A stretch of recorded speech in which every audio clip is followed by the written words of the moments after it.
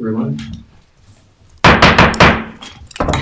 Good evening and welcome to the February 20th, 2025 meeting of the Town of Southampton Zoning Board of Appeals. Excuse me. This meeting is being held live and also via video conferencing in accordance. We're not doing the pledge yet.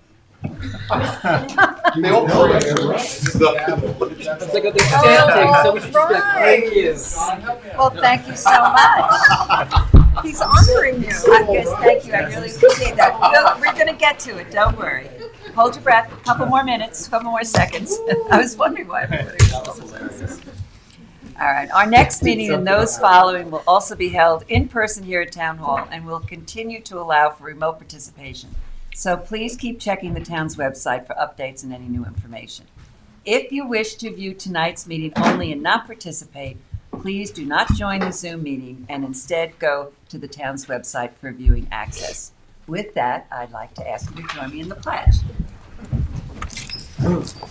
I pledge allegiance to the flag of the United States of America and to the republic for which it stands, one nation, under God, indivisible, with liberty and justice for all. For those of you here with us tonight, in case of an emergency evacuation, please exit through the rear doors of this room to one of the staircases across the hall and continue downstairs and out through the main entrance. Do not attempt to use the elevators during an emergency. In case of a medical emergency, the automated external defibrillator and first aid kit are both located in the hallway on this floor opposite the elevator. Restrooms are located across the hall from this room. We'll begin this meeting with public hearings. We have applicants and members of the public here with us live and also standing by via Zoom webinar, which is being moderated by CTV. CTV will mute the speakers on Zoom until it's their time to give testimony before the board. Please be patient. If you find you're having difficulty accessing the hearing, visit the town clerk's meeting portal and click on the instructions link. Also, for those of you in this boardroom, please silence your cell phones and refrain from speaking to one another as it interferes with the recording of our proceedings. Tonight, Board Member Helen Burgess is participating via Zoom and Board Member Bob Macedonio is absent. A reminder that applicants, agents, and members of the public speaking, other than attorneys, will be sworn in, will state their address for the record, and offer their testimony as it relates to the application before the board. In order to consider properly every application before us tonight, individuals commenting on a particular application will have a time limit of 3 minutes. Also, before handing in any submissions to the board tonight, please make sure the documents identify the ZBA application name and tax map number. The application name should also be written on your certified receipts. Unless otherwise stated at the end of an individual application hearing, all applications will remain open for written comments for all purposes until a set date. Those written comments can be addressed to members of the board and sent via email, mail, and/or dropped off at Town Hall to the board secretary, Candace Cowell, in the building department. At this time, I'd like to take a motion to approve the minutes of our February 6, 2025 meeting. Motion to approve. Second. Mr. Leonard. Aye. Ms. Kane. Aye. Mr. Reddick. Aye. Mr. McDonald. Aye. Ms. Burgess. Chair votes aye. Okay, John, would you take us through the agenda? Yes, number 6 on the agenda, application of Lucy Jensen, 63 Oaks Avenue, Flanders, Suffolk County Tax Map number 900-123-3-11. Candace, do I read the whole thing? No. For a re-ad? No. This application is going to be re-advertised for the March 6th meeting. Turning to number 12 on the agenda, application of Ariat LLC, 292 West Montauk Highway, Hampton Bays, Suffolk County Tax Map number 900-253-1-25. This application is going to be adjourned to April 3rd. Is there a second? Second. All in favor? Aye. Opposed? Motion carries. Number 13 on the agenda, the application of Mark Smith and Heather Cole, 23 West Tiana Road, Hampton Bays, Suffolk County Tax Map number 900-255-1-30. This hearing on the application will be adjourned to April 3rd. Second. Second. All in favor? Aye. Opposed? Motion carries. Number 15 on the decision calendar, The application of Joseph G. Wagner III, Irrevocable Trust, 13 Lakeview Court, Eastport, Suffolk County Tax Map number 900-349-1-16.2. The decision on this application will be adjourned to March 6th. Second. All in favor? Aye. Opposed? Motion carries. Number 17 on the decision calendar. Decision in the application of Ocean View X LLC, 16 Ocean View Drive, Shinnecock Hills, Suffolk County Tax Map number 900-271-1-39. The decision on this application will be adjourned to March 6th. Second. All in favor? Aye. Opposed? Motion carries. Number 18 on the decision calendar, the decision in the application of Salvatore and Michelle Drago, 20 Layla Lane, Remsenburg, Spionk, Suffolk County Tax Map number 900-367-2-9. I move to reopen this application for written submissions. Second. All in favor? Aye. Opposed? Motion carries. I move to Close. close the hearing on the application of Salvatore and Michelle Drago for a decision later tonight. Second. All in favor? Opposed? Motion carries. Number 19 on the agenda, the application of the decision in the application of Alira Hoffman and Stephen Hardigan, 16 Cove Road, North Sea, Suffolk County Tax Map number 900-61-1-69. I move to reopen the application for written submissions. Second. All in favor? Aye. Opposed? Motion carries. I move to close the hearing on the application of Alira Hoffman and Stephen Hardigan for a decision later tonight. Second. All in favor? Aye. Opposed? Motion carries. Number 22 on the decision calendar, decision in the application of 15 Rogers Lane, LLC, 15 Rogers Lane, Remsenburg, Spionk, Suffolk County Tax Map number 900-354-3-3.2. I move to reopen the application for written submissions. Second. All in favor? Aye. Opposed? Motion carries. I move to close the hearing on the application of 15 Rogers Lane, LLC for a decision later tonight. Second. All in favor? Aye. Opposed? Motion carries. Number 23 on the decision calendar, decision in the application of 2832 Bittersweet LLC, 28 Bittersweet Lane, Noyak, Suffolk County Tax Map number 900-3-1-40.1. I move to reopen the application for written submissions. Second. All in favor? Aye. Opposed? Motion I carries. move to close the hearing on the application of 2832 Bittersweet LLC for a decision later tonight. Second. All in favor? Opposed? Motion carries. Turning to number 1 on the agenda, the application of Hobby Stones LLC, 159 Lena Avenue, Hampton Bays, Suffolk County Tax Map number 900-324-3-8. Applicant requests relief from Town Code Section 330-167B, specific types of variances for a proposed addition to a one-family dwelling situated on a non-conforming lot with a second one-family dwelling. The proposal is to add 685 square feet to the main house. That is an 18.8% expansion of the lot's total habitable space and any other Thank relief you. necessary. Board has jurisdiction. Good evening, always a pleasure to be with you. This is a Would you application. please state your name Oh, and my, address, sorry, I was getting please? there. My name is John Bennett, Bennett and Reed, 212 Windmill Lane, Southampton, New York. I submitted the affidavit of posting. The mailing had been previously submitted, and we have some similar cases that we have there submitted for your consideration. Now, this is a rather common application, which is usually doesn't create much problem for the board, at least in my experience. This is, the town code says that if you have two separated living areas on a property, when you want to expand, you have to go to this board and ask for relief, because technically that's not a conforming use. And what they do is you take, unlike some municipalities where they say you can expand the main house as much as you want, you have to go and ask for relief for the guest house. The town says you throw the square footage of both structures into a pot, and then that's your 50% limit. And one of the things that you look at when you're considering these applications is density, because, you know, after all, you're going to have a main house, which is we want to expand by a small amount, and you're going to have the existing guest house on the property. This is in a zone where one single-family residence, you need 40,000 square feet for that. And this is a 174,319 square foot lot, which means if you subdivided it, you could do 4 lots, more or less there. Sometimes you don't quite get to the 4 lots because you with road layout and stuff, but from a density point of view, this is not an issue. We submitted an aerial with the application. That's Exhibit A. So the property, as I stated, is improved with it's a main house, improved with a main house, but it's also this guest house on the property.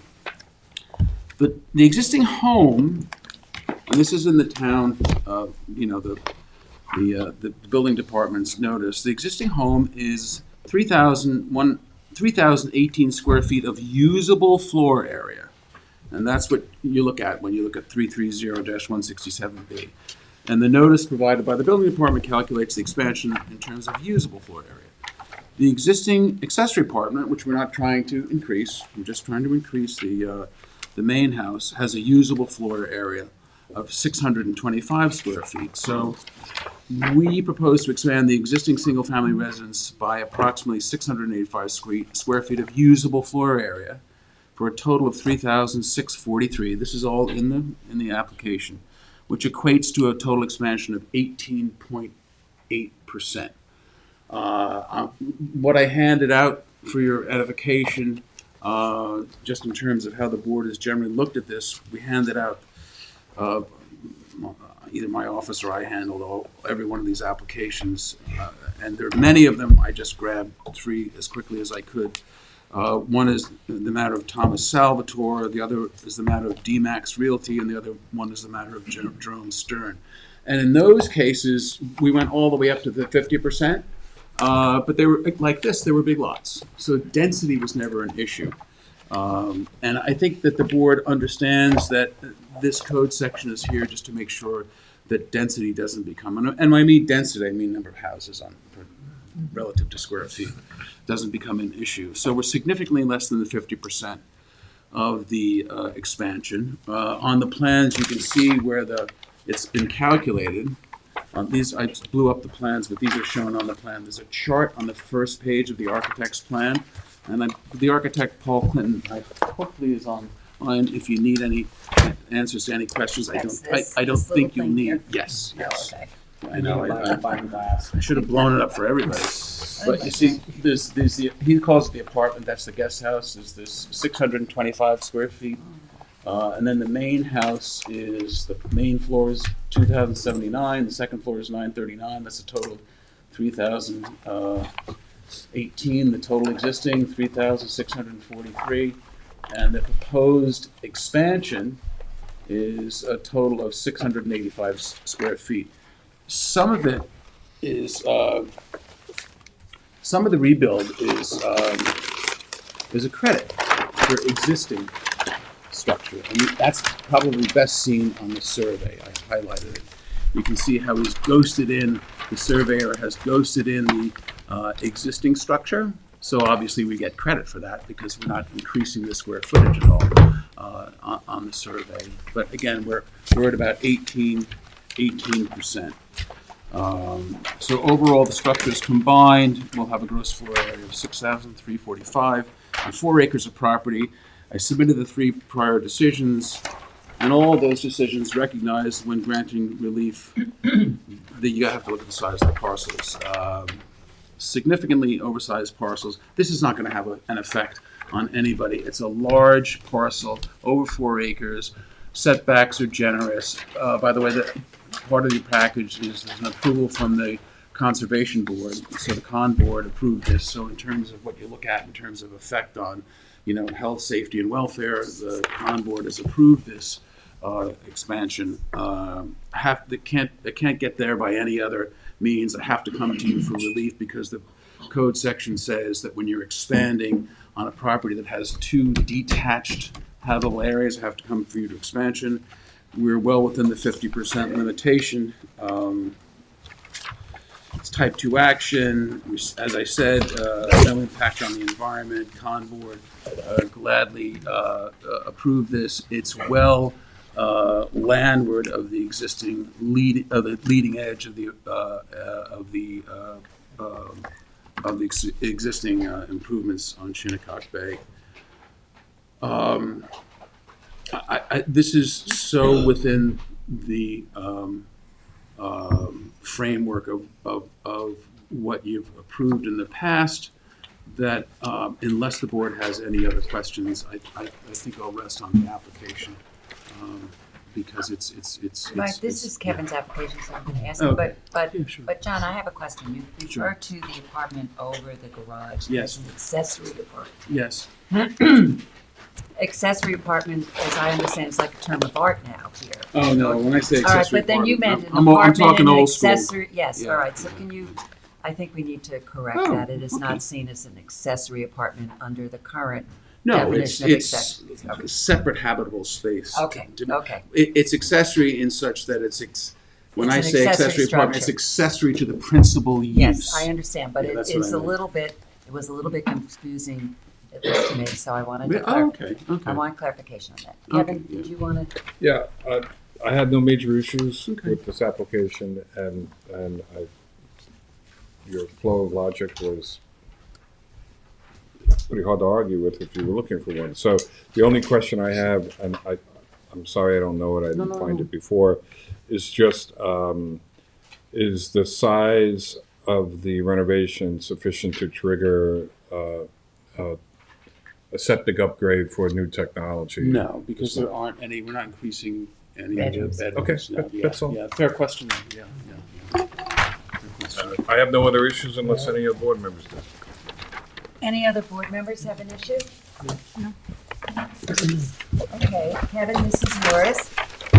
I'm gonna make a motion to, Should we ask our audience? Oh, and so ask- oh, I'm sorry, my, You threw me off with the Pledge of Allegiance.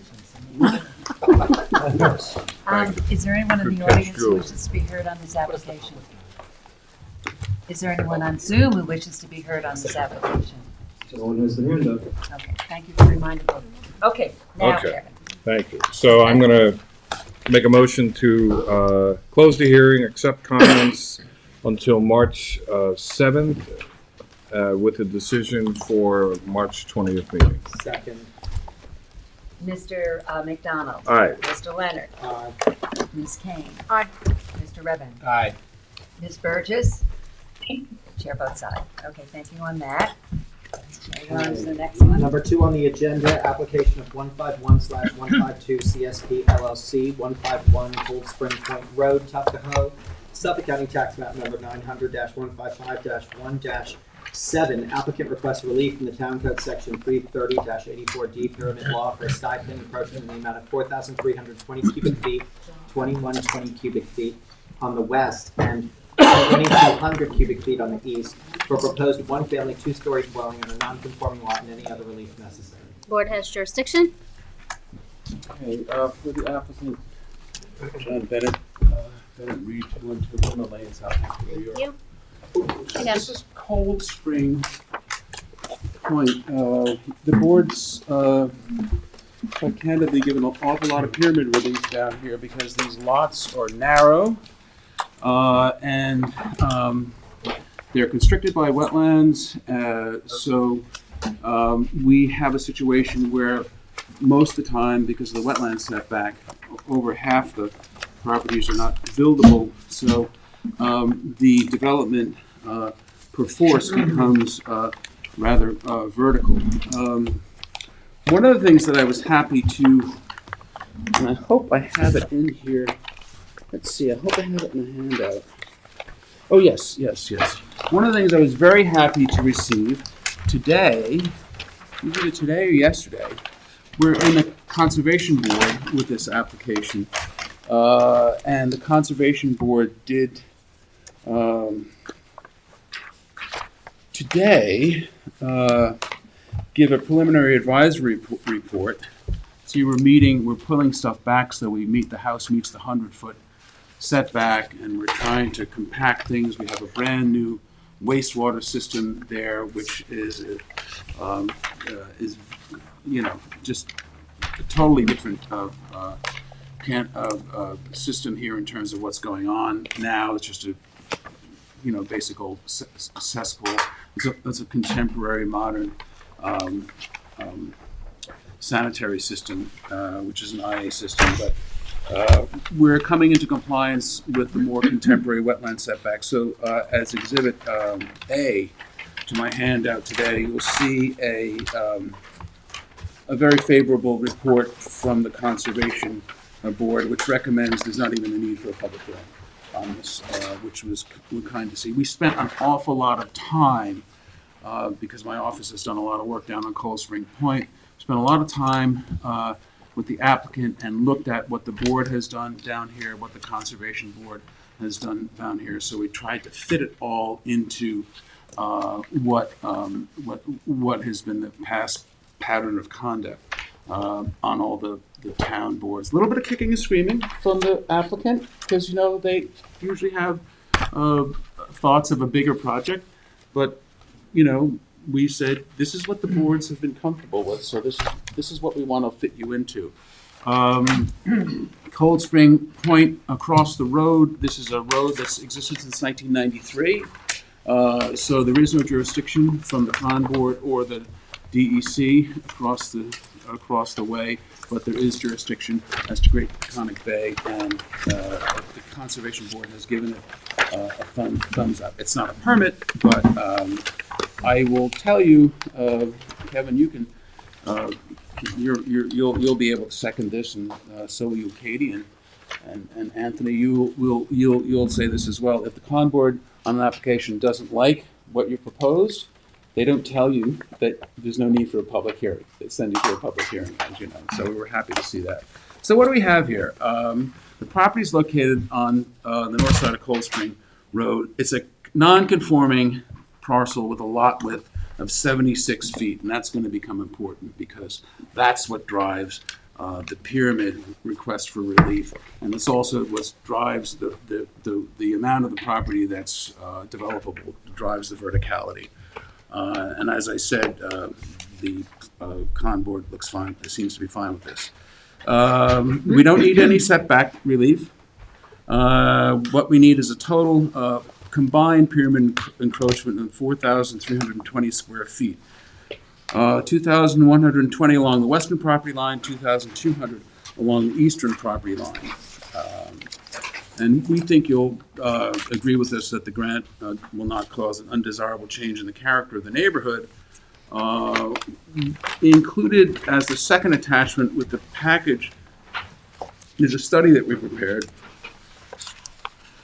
And what it does, these are all grants of pyramid relief on Cold Spring Point Road. And we've submitted them along with the surveys so that you can see them. So what we tried to do is look at what kind of relief was granted and what drives pyramid relief, its lot width.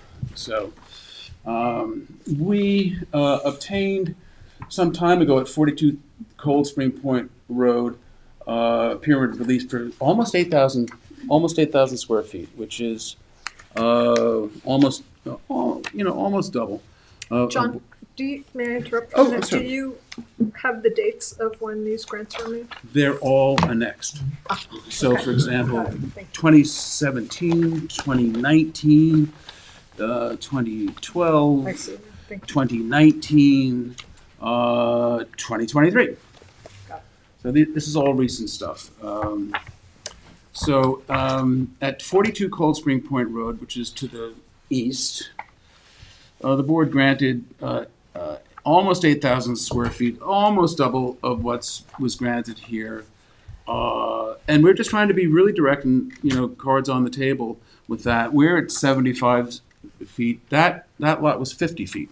So, of course, the narrower you get, the more relief that you need, which is candidly, somebody looked at this and said, well, they granted almost 8,000 square feet of relief. Somebody on the team looked at this and said, 8,000 square feet of relief. Why don't we try to get that? And I said, because their lot was 50 feet wide. So we have, even though we have a lot that's smaller than some of the lots, we have a huge 76 wide foot lot. So let's try to get it into the sweet spot, the median of where the board has worked. Then at 45 Cold Spring, there was 5,620 cubic feet. Again, that was a 50-foot lot. We're at a 76 feet in width, so we're at 4,320. We're below the maximum height, by the way. So I'm really trying. You really have to push. You have to push to try to get to people into what's within what I consider the board's bailiwick and their zone of approvals. 157 Cold Spring, 72 feet, which is about 3 feet wider, 3 feet. I'm sorry, 3 feet narrower. You gave 4,531 cubic feet. And then 109 Tuckahoe, it was a 90 feet, almost another 24 feet, and you gave 3,228. I just want to correct this. When you say you gave, Yes, it you was did. the zoning board at the time. At the time of the decision. Well, 2017, Yeah, 2019, this board is 2012. completely different. This board there's not a single soul except for Helen. Okay, That's the same. I'm so glad you brought up He's that point. provided Yes. lawsuit cases to show you why you're wrong, so Yeah. just wait. I'm so glad you brought up this. Yes, well, I You understand. have, as a body, regardless of changes of membership on the board, a body of precedent. And I Correct, did. Mr. Bennett, give me 1 second, though. If the decisions that you provided with us Mhm. clearly state, and I quote, let Mhm. me just say, that the decision of the zoning board of appeals, which neither adheres to its own prior precedent nor indicates its reason for reaching a different result on essentially the same facts, is arbitrary and capricious. So I think that we're gonna have to hold this open so that we can review all of these, Sure. because I'm not sure that the request that's being asked is different or similar to what we're seeing in these. Well, that's And what, I'd like an opportunity to be able to Well, review we all of these also want to ask some documents. other questions Yeah, of about course. like ceiling heights and other kinds of Right, things. that right. Certainly, Press you on, so, as I said, we're but I don't think below that the. we can resolve this today. all right, this is, it's yours. All right, John, Go ahead. Let me bring the project architect, Debbie Croft, up, and you'll swear her in so she can talk to you about some of the. the specifics, yes. The that's specifics of that. Perfect, yes, okay. All right, is this Debbie coming up next? Sure.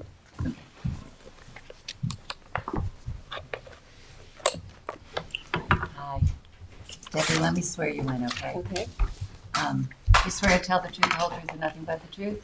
yes, I do. Okay, please state your name and address. My name is Debbie Kropp, K-R-O-P, and my address is 31 Center Avenue in Southampton.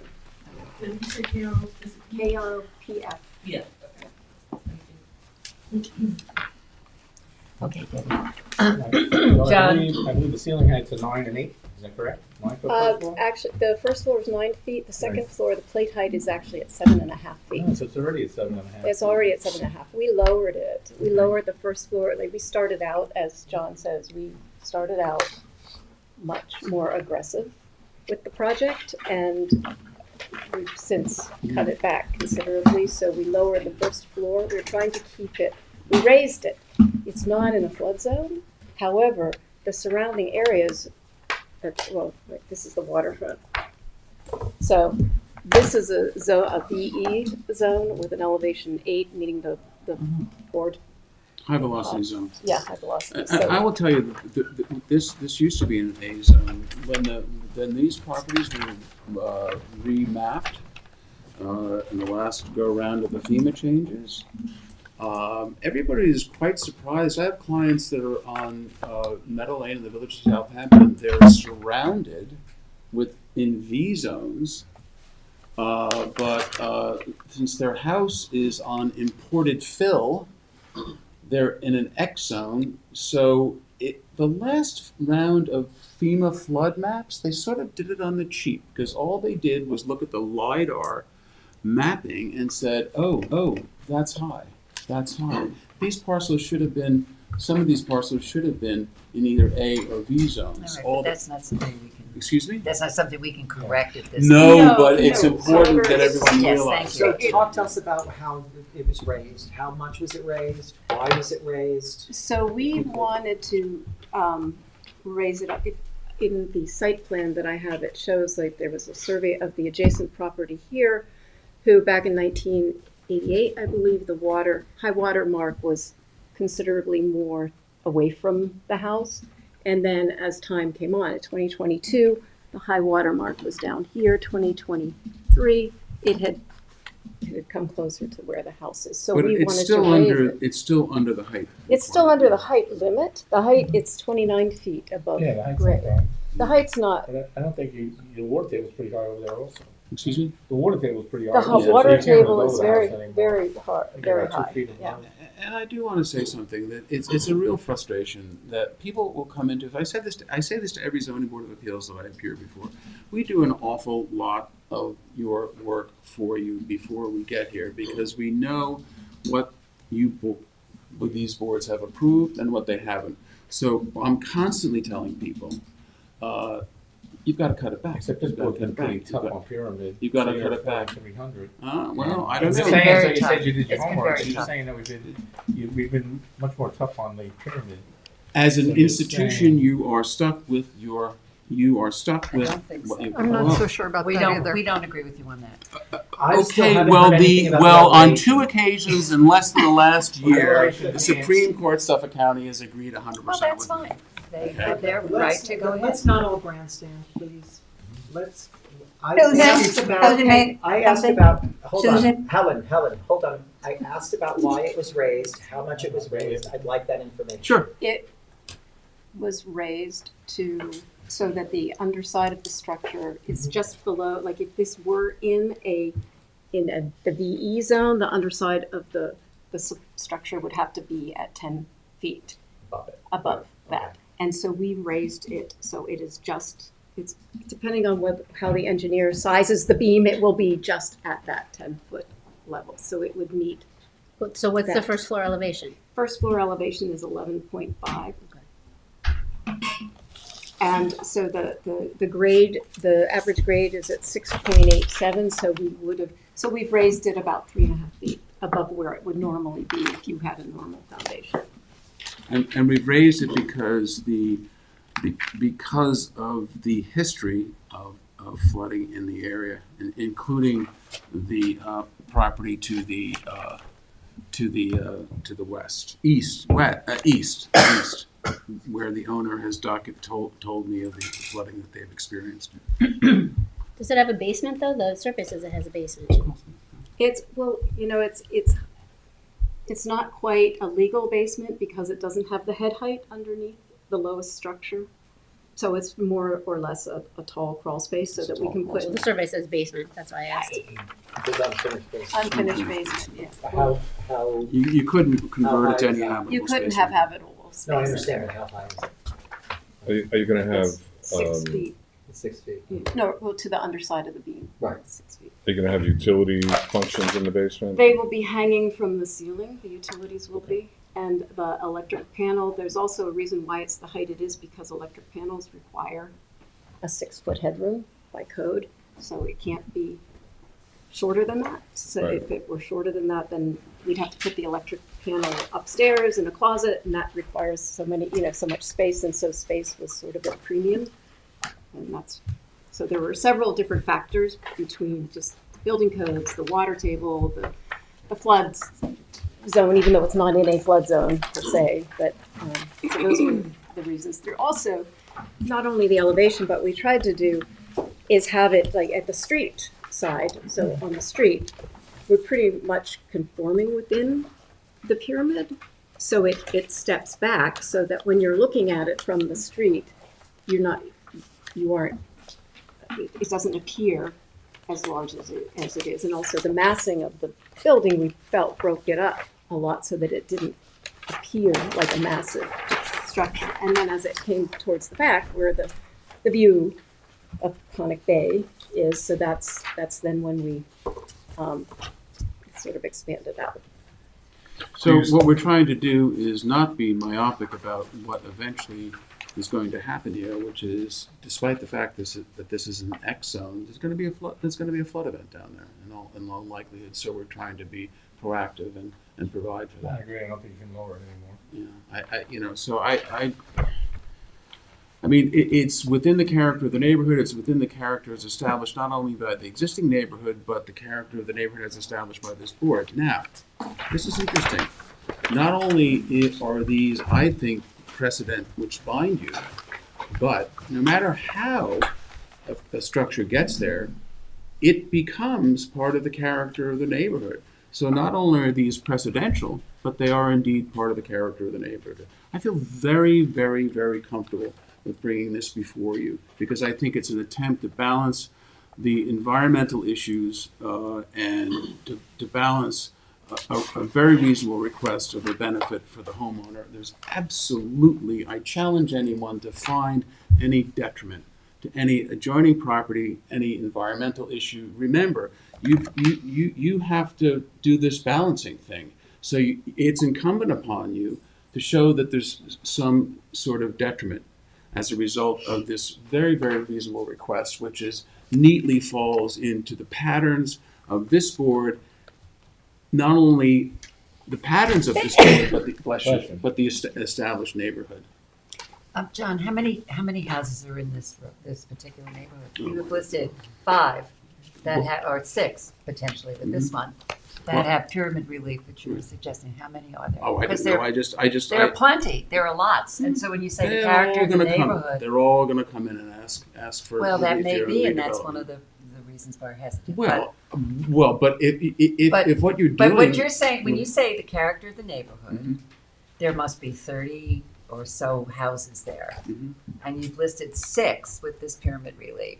And there are plenty that are either one story or small or don't have the pyramid relief that you requested. So let's just talk about the character of the neighborhood a little bit. Can I say something, Susan? Yes, Helen, please. Sorry. I think that one of the things that I'm concerned about is Mr. Bennett's feeling that a prior board has given such extensive relief. And I'd rather disabuse him of that idea that it necessarily applies to this board. Because even the old board, and as you mentioned, I was on the old board, and that doesn't mean I said yes. So this board, John, has a different look, and I think I can say that, Susan, that if you look at what we're doing now, we are making an effort to reduce the pyramid request. So it's not like, oh, this house, that house, this house, that house. John, these were the very same arguments that were made by the Zoning Board of Appeals in the Village of Southampton specifically, and the Architectural Review Board in the Village of Southampton. And in both instances, and these are decisions that are less than a year old, the Supreme Court Suffolk County, based upon very extensive case law, directed the issuance of the permits. So yes, you are, and it only makes sense because remember, and I'm going to get a little bit, Okay, please. Okay, but We're I am waiting for it. Yes. Yeah. Okay, it's very important. This is a country of laws. Oh, really? Not of men. Oh, I had no idea. We had no idea it was a what country you're of saying laws. what you're saying right now is that you can make changes and you can ignore a solid body of your Yeah, own wait a precedent. minute. Hold on. That's hold on. exactly what I you're take saying. exception It's to that. uncomfortable for you No. because you want to change things, but Excuse you me. can't. Okay, I This think we is should a calm board, down. this is a board that is acting in a manner with legal guidance that is consistent with code. So I do not think it's fair nor appropriate Yes. at a time like this for you to accuse us of acting like a group of people running amok. I It think is it's entirely appropriate. Well, okay, hold on. we disagree. And let me add to that. You came in here gunning for bear. I did not. You have no. Wait a minute, you I didn't. guys You have any walked case in law? with No, a- I with didn't, a- John. with a Stop. bunch of If you think submissions. you're going to back me off by telling me that I'm gunning for bear, I came in here with board precedent Let him go. and Let him and two recent Supreme Court cases. If that makes you uncomfortable Sir. as a lawyer, you should realize maybe subjectively you don't like to hear things, but this is what the law says. Sir, I please wasn't don't. gunning for You bear. say the Do law not raise your says. voice. Well, no, you accuse me All of right, gunning let's- for bear. let's What calm is that down. all Let's about? calm down. Please. Please. No, both of you. but honestly. I think. Don't You grandstand, can't John. walk- We know you're running for office, but please don't grandstand. All right, that's inappropriate.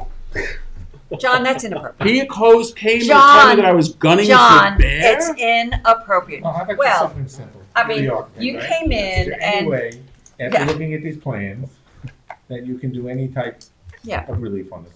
And Okay, I've been threatened through us your with a plans lawsuit. before. And You know, threatened it's us a with a very easy lawsuit. question. We've asked everybody the same. If you can take the plan, take a look at it, That's right. We come do back this. and see us, and see if you can do anything. And if That's you really can't, the question. you If put you it to can't, us and All you have to very get fair. 4 votes. All very we fair. could have And avoided that because that's all I was going to say. So we went through all this Yeah, I mean, grandstanding, we and ask now we didn't need to go everybody through. to please be creative same thing and we come ask every back, single applicant. understanding that we are trying to hold the line on pyramid relief.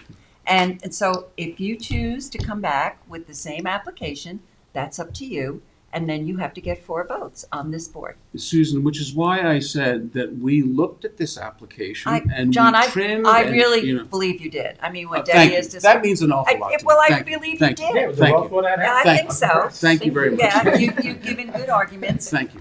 And our argument back is, let's see what else you Yeah, can come I up with. think that If we should- anything, if you can't, take your chances with That's the board. an entirely reasonable request. Okay, and well, we'll I'm take so it. glad we got to reason Yeah. it But out. the Thank thing you. is, the only thing is, if it had been in, even if it were an AE8, it would still have to be raised up, and then Yes. the pyramid would be I know, less. but you know, It's just Debbie, we because get it's- all the, like, John was making reference to the fact that one house is a 8 and then one isn't. And, you Yes. know, we have to really, you know, we have to judge that. And we do. And we sometimes say, okay, your neighbor gets it, but you don't. I mean, we just do. So anyhow, I think we've kind of gone through the arguments. I think you know where we're coming from, unless the board wants to make any other comments. I'm going to ask for from the audience and for the Zoom. And I think we also need an opportunity to review. We Yeah, well, overthrown a Of bunch course.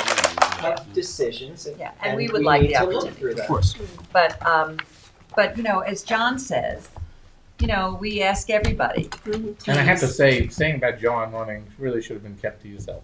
That's, you I know, shouldn't some have been things told get that I about- was gunning for bear and All right, threatening- all right, done. Okay, Just We're saying. done. It's just- We He's, are- he's got a higher standard than I do, John. well, I'm merely wait the a applicant. second. I'm just He's a saying, board general, it's not member. even worth it. So I have. John, I have a very high standard, and I'm asking everybody to please stop. Fair enough. Thank you. All right, I Debbie. just have a question. So what is your ideal pyramid request? Because You know, we're No, we're looking gonna at come things. back and we're not gonna. I think basically, if you go back with those plans, you look at your See if pictures of there's- something, see maybe if there's there's some type something. of, it'd be appreciated if you could look at anything. And then when you because come as I back, said, we I know, it's like- I know what John and Susan and John are Okay. asking, and then Kevin are asking. Okay. I- So, it's really all just right, about so being please. flexible. And it'll give I us an appreciate it. opportunity to take a look at this and to, okay. I'm going to ask, is there anyone in the audience who wishes to be heard on, what's the, 151 Cold Spring Point Road? Anybody on Zoom who wishes to be heard? Okay, John, it's yours. When do you want to come back? As soon as you'll have us. You Except know, how about April 3rd? Or April 3rd. April 3rd? It's fine, Okay. right? Yeah, Good? I'm good. I'm here. So we're gonna adjourn to April 3rd? And we checked, there was no opposition letters, and you just asked anybody if there were in the audience, anybody had any opposition? Nobody Great. spoke you. today, and nobody spoke, yeah. But Thank you know, you. April 3rd is another day, so who knows? Well, it would probably have, but you're right. You're right, yeah, look, you know, we leave it open. Yep. So, All John made purposes, the, John made the motion, is there a second? Second? Okay, Mr. Evans? Mr. Leonard? Aye. Ms. Kane? Aye. Mr. McDonald? Aye. Ms. Burgess? Chair votes aye. We'll see you on Thank April you, Susan. 3rd. Thank you very much. Number 3 on the Always agenda. a pleasure, John. It is. Number 3 on the agenda, 307 Montauk Highway LLC, 307 Montauk Highway, Shinnecock Hills, Suffolk County Tax Map Number 900-210-2-28. Applicant requests relief from the following provisions of the town code for a new one-family dwelling on a non-conforming lot. 1, section 330-115D, continuance, total side yards from 50 feet to 43.1 feet, and 2, section 330-84D, pyramid law, for a 340 cubic foot encroachment to the west and any other relief necessary. Carly, need an affidavit, please? Or did you give it to Candace? Candace has it. Okay, so the board has jurisdiction. Okay, please state your name and address. Carl Benacosta, 860 Montauk Highway, Watermill, New York, for the applicant. Good evening, Madam Chair, members of the board.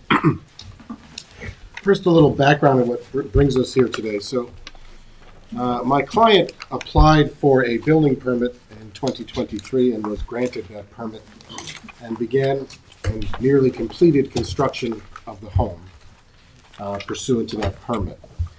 Subsequent to that, an application was made for a swimming pool.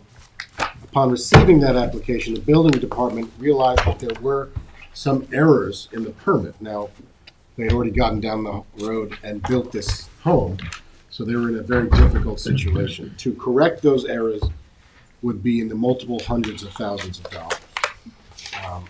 The errors were essentially, and there's a distinction between the relief as published and what was in the application. I'll explain that distinction. The lot is a pre-existing nonconformity and was held in single and separate ownership since prior to zoning. So as a result, under 330-115D, it gets 3/10, 4/10 relief. Here, we're concerned with 4/10 for total and minimum side yard. The application as submitted, at that time, the single and separate determination had not been made, so we submitted the application under existing zoning.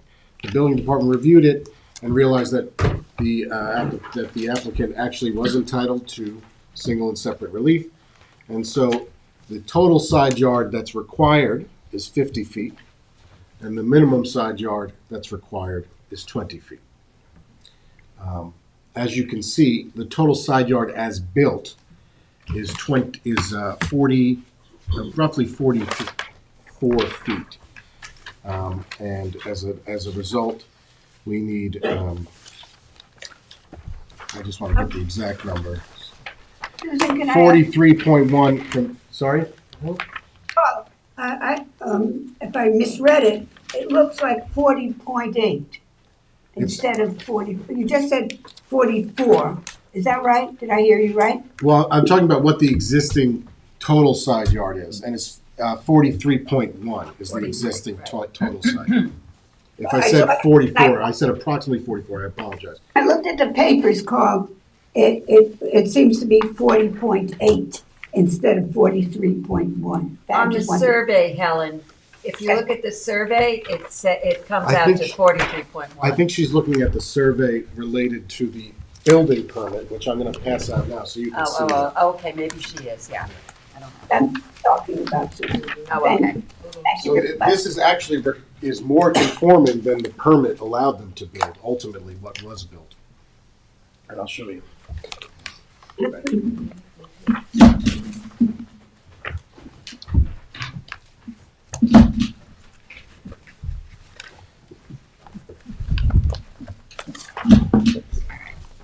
So we need some clarification on what the permit covered.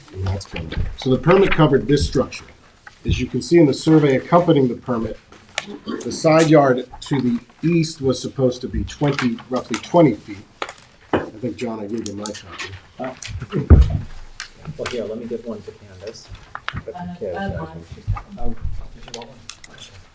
The side So yard it's to the 21.4 under 20.4 to the east west? or the west. Yes. West, yes, thank you. All right. No, to the east. Sorry, they're both 20.4. They're both. So that's the Okay, 40.8 if you add them together. That was what was permitted in the building permit that they used, were obtained. It's this issued October 6th of 2023, and they built. The final design was actually more conforming in that it's 23.5 feet from the eastern side yard, and 20.4 from the western side yard. There's a small portion that's actually 19.6. And I Do you need relief for that as well? well, that's what I wanted to talk to Katie about. Yeah. The building department said no, but Why don't we for just- sake of thoroughness, I think it's Exactly. 4 inches. We Any should other ask for relief it. necessary? Yeah, I think you should do the 19, the Yeah. 19.6, yeah. I had actually called Katie about that earlier, and she said just to bring that up. All right, so then the side yard relief is 23.5 and 19.6. That's what we're going with, which is 43.1. 43.1 from 50, which is permitted. Right, uh-huh, So it's relief of 7 feet, roughly. okay. 4 inches in side yard relief, minimum side yard relief to the west. And then there was a pyramid issue as well. Again, they built to permit specs, but this was later determined to be required. As you can see from the analysis, it's a very minimal permit relief. Pyramid relief, yeah. Roughly 340 cubic feet, just that western tip of the roof. Carl, prior to this, was it a vacant lot? It was. Okay. It was vacant. This is the first structure. You know, if this had, forgetting the circumstance that they got a permit, they did everything right, they built and expanded, I think this is a reasonable request. In light of the circumstances, I think it only adds more to the reasonableness. So what you're saying is that, in fact, after it was built, that they conformed better because they went back to 43.1 as opposed to 40? The permit allowed them for 40, and then they went to 43. They didn't do that intentionally. That was just how the ultimate design Yeah, ended okay, up. okay. But yes, So, it ended yes, up so being that it more was a little bit conforming. better than even was permitted. And even was permitted. Okay. And naturally, to correct this, I know John, your builder, would be an incredibly expensive. Oh, Yes. I mean, the house is built, it's The house is built. the yeah. pool is sunk. Yeah. Julie, this So, is yours, yeah, yeah. just one, it's hard to know where to go with this because of where it stands and the fact that there was a problem. I was there today. I did not see the advertisement. notice. Yeah, the notice was noticed. We went there today. It was on the ground. We put it back up. Okay, Yeah. okay. Okay. Yeah, I don't think I have more unless others on the board No, I have think this is questions. completely reasonable. Yeah. Anybody on the board? Is there anyone in the audience who wishes to be heard on 307 Montauk Highway? Is there anyone on Zoom who wishes to be heard on 307 Montauk Highway? No one has anything. Okay, Julie, this is yours. Yes, so we're going to close the public hearing, leave it open for written submissions until March 7, with a decision on March 20. Second. Ms. Kane. Aye. Mr. Leonard. Aye. Mr. Redden. Aye. Mr. McDonald. Aye. Ms. Burgess. Chair votes aye. Thank you, Carl. Number 4 on the agenda, 82 Trees no, LLC, yeah, 82 that's Trees right. Lane, Bridgehampton, Suffolk County Tax Map number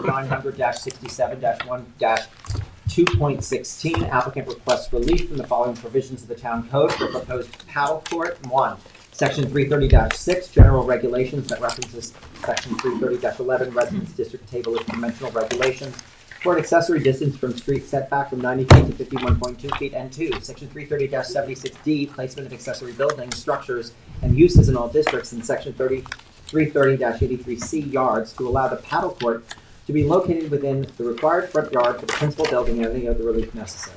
Board has jurisdiction? Okay, please state your name and address. Carl Benincasa, 860 Montauk Highway, Watermill, New York, for the applicant. This is a padel court. It is my first before this board. I don't know if this board has seen them before. They're kind of new and up and coming, so look out. I know, that's going to be one of the problems. Explain what a padel court is versus So a let's talk pickleball. about tennis, pickleball, and padel. A tennis court obviously is roughly 3 times the size of a padel court.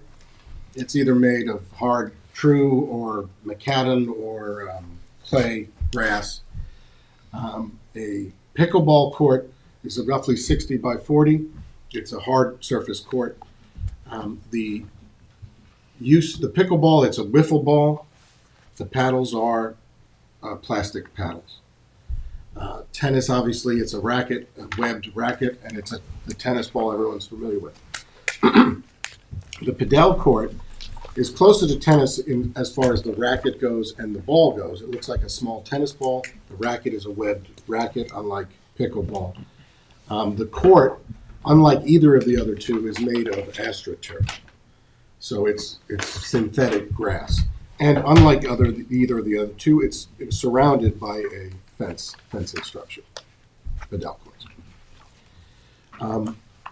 Isn't it The glass sound- on the one side, on the back? They can be glass, not always, but they Okay. can be glass. Okay. The padel court, as far as sound, noise pollution, is far less than pickle by virtue of the implements used and the courts surrounding it. It's similar in noise to tennis. It is becoming more and more popular, and I think, you know, it's certainly, with each of these sports and these courts, you all have to learn what these things are, and so do we, the practitioners. So that's what I've learned about padel. It's on a court surface or a schematic, as far as the court goes, that's similar to tennis, with the boxes in front and in back, but it's much more smaller, compressed, like It's like pickleball. squash, as I understand it, that you play It's it like off the, squash with two sides. right, which you play it off the back, and that's why You a lot can, of it yes. is glass. They also say they're often sunken. The decibel level is not all that dramatically different. It's like 10 decibels less than pickleball, from my research. But I can't tell, I don't know about decibel, yeah, well, but I if it looked is up, sunken actually. and encaged, I don't know who's doing these analysis, but I'm sure. Sure, they're out there. Yeah. Yeah. So, you guys have commented how I often come with these sports courts, and I do feel like I've been getting a lot of them recently. It's hard to make an argument that these are necessary structures. I understand that, and I understand that you would look at them with skepticism. What I've seen is that post-COVID, home recreating has certainly become more common. And as these requests come in, the board has sort of adapted and realized, you know, they have granted variances for tennis courts. They request reduced size. You always do, 55 by 110. So you look for compromises, which I think is totally fair.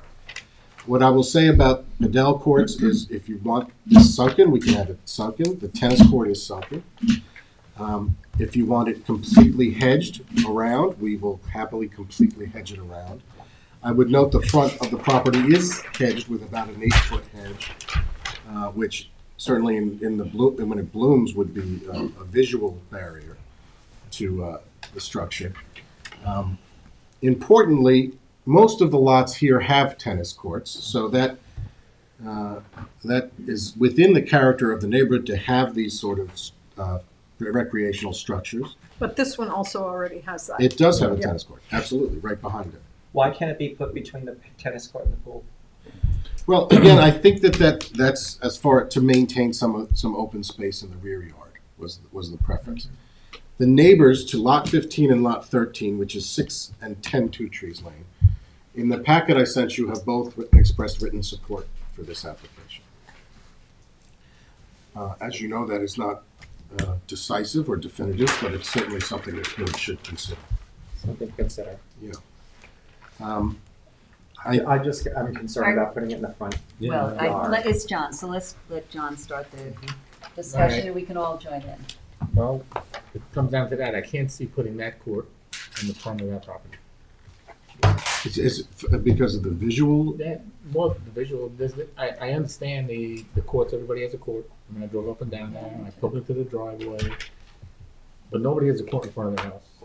Not even there, I just think it's unsightly for any, the court doesn't belong in front of somebody's house. I mean, we've had one where the instance, it worked because of the location of the property, but if they can't put it somewhere else here, I would tell you that I would be totally, I can't see it. That's my objection. There is a lot down the street, and I will present an aerial picture. I don't actually have one, with the tennis court in front of the house. If you know Two Trees, did you go down to the end and turn around? No, I don't know if I went 2 or 3 houses. It's hard to turn around on that road, so I don't know if you went. But as you get towards the circle at the end, there is a court in front of the house, and I'll present that. So there is some evidence. I think it is. I understand the position of the board. I think there is a desire to keep some grass in the backyard and to keep some open space in the backyard. I think we can do a lot to, if it's the visual concern, to It's not obstruct. even that, it's a precedent. When I talk about a precedent, once you do You that, get thrown with precedent Once we from do Mrs. that, Bennett, yeah. Yeah. Hello. Once we do Well- that, we're stuck. I mean, and I agree. I just think, Yeah, I mean, I think I consider myself pretty reasonable actually, and I just think in this case, I can't see it. same concern, and, every lot is limited by its size. And if we just keep varying things that, and this is a trend I'm observing, if it doesn't fit in your yard, stick it in the front if you can. And the concern I have is that just never ends until there's no place left. So it's like every lot has limits. Sometimes you get to the limit, or you say, I really want to play padel so much, I'm willing to move something or take something out, or nobody swims anymore. I don't know, but I don't want to. I think it's extremely bad practice for us to be having so trivial a need met by allowing, if the town board wanted such activities on the front lawn areas of their lots, they'd have that in the code. Everybody gets a padel court or something like it. And I don't think we should be legislating here that practice, because you witnessed earlier, everybody stuffs back in our face a decision we make, and I don't want to be in the habit of making this decision. I would also add, this is a case where there is space for it elsewhere. And if you want to talk about impact on character of the neighborhood, having a bunch of sports courts in people's front yards really does. When you stroll by or whatever it is people do, ride a bike, it has impact, and it's aesthetically problematic in my view.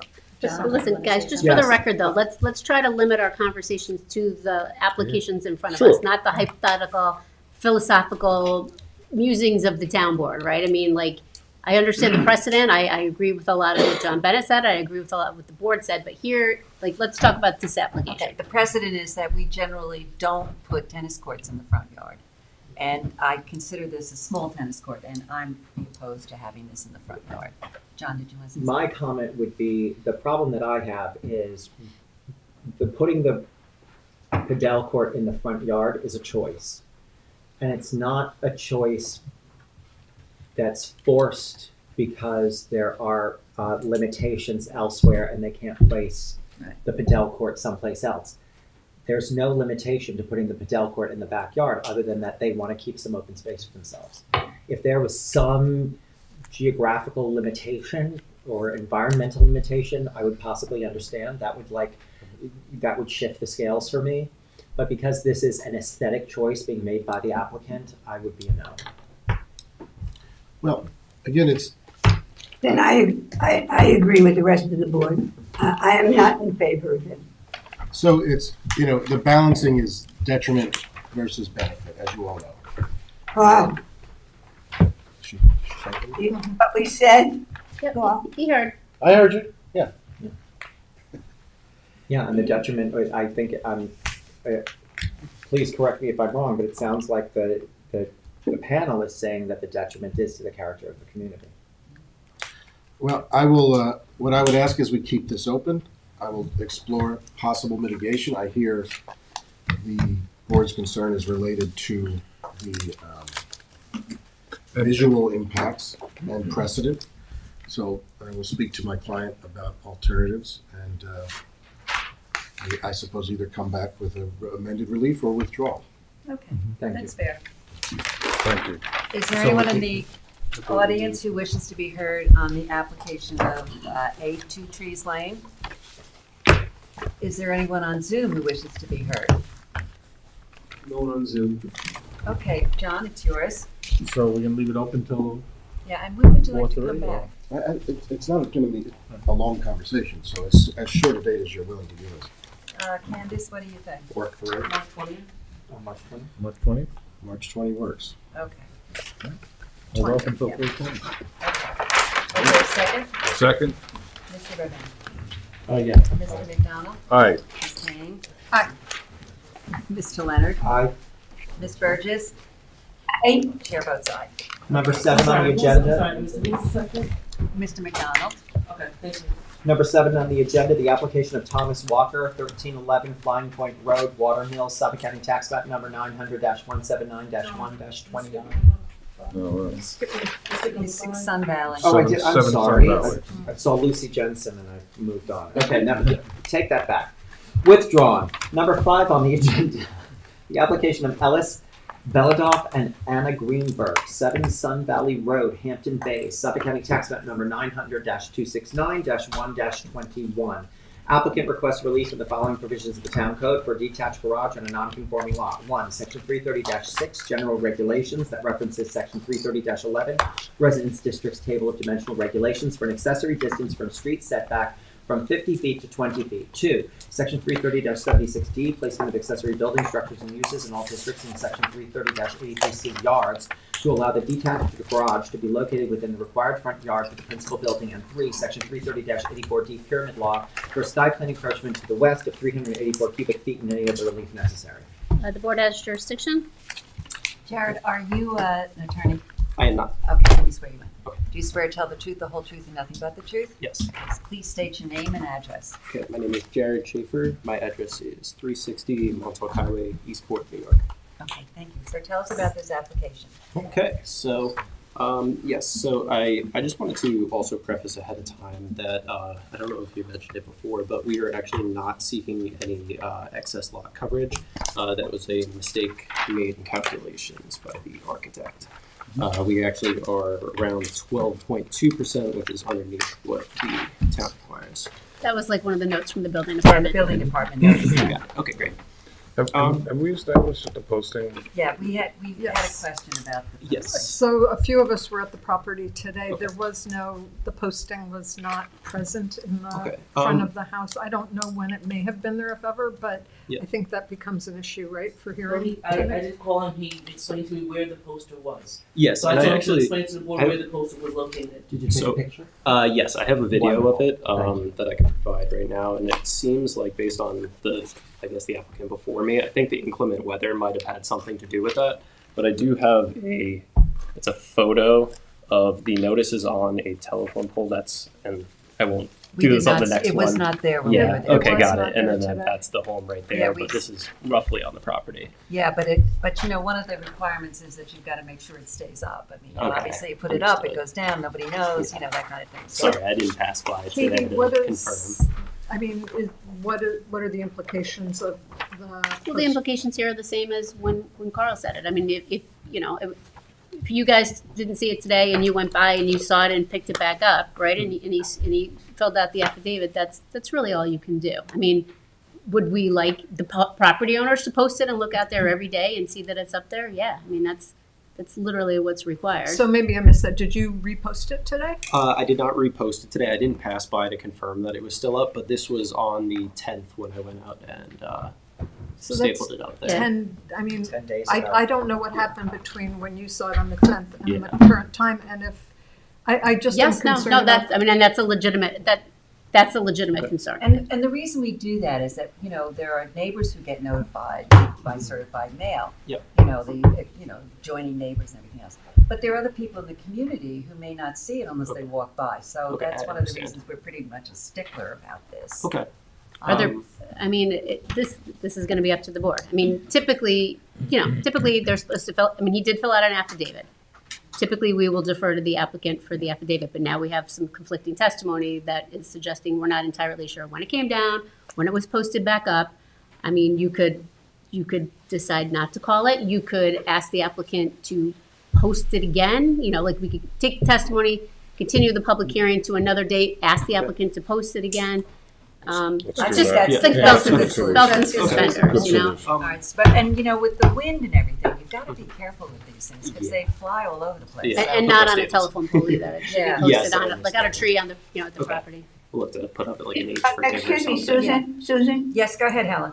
we not adjourn it so he can put up the sign, and then we could be sure that everybody in the neighborhood who wants to say something, Yes. come? I think we're gonna do that, Helen. We're gonna have a hearing today, but we're gonna adjourn it. We're gonna keep the hearing open for another day with the posting, so that if people wanna come, they can come the next time. Well, why are we having a hearing today?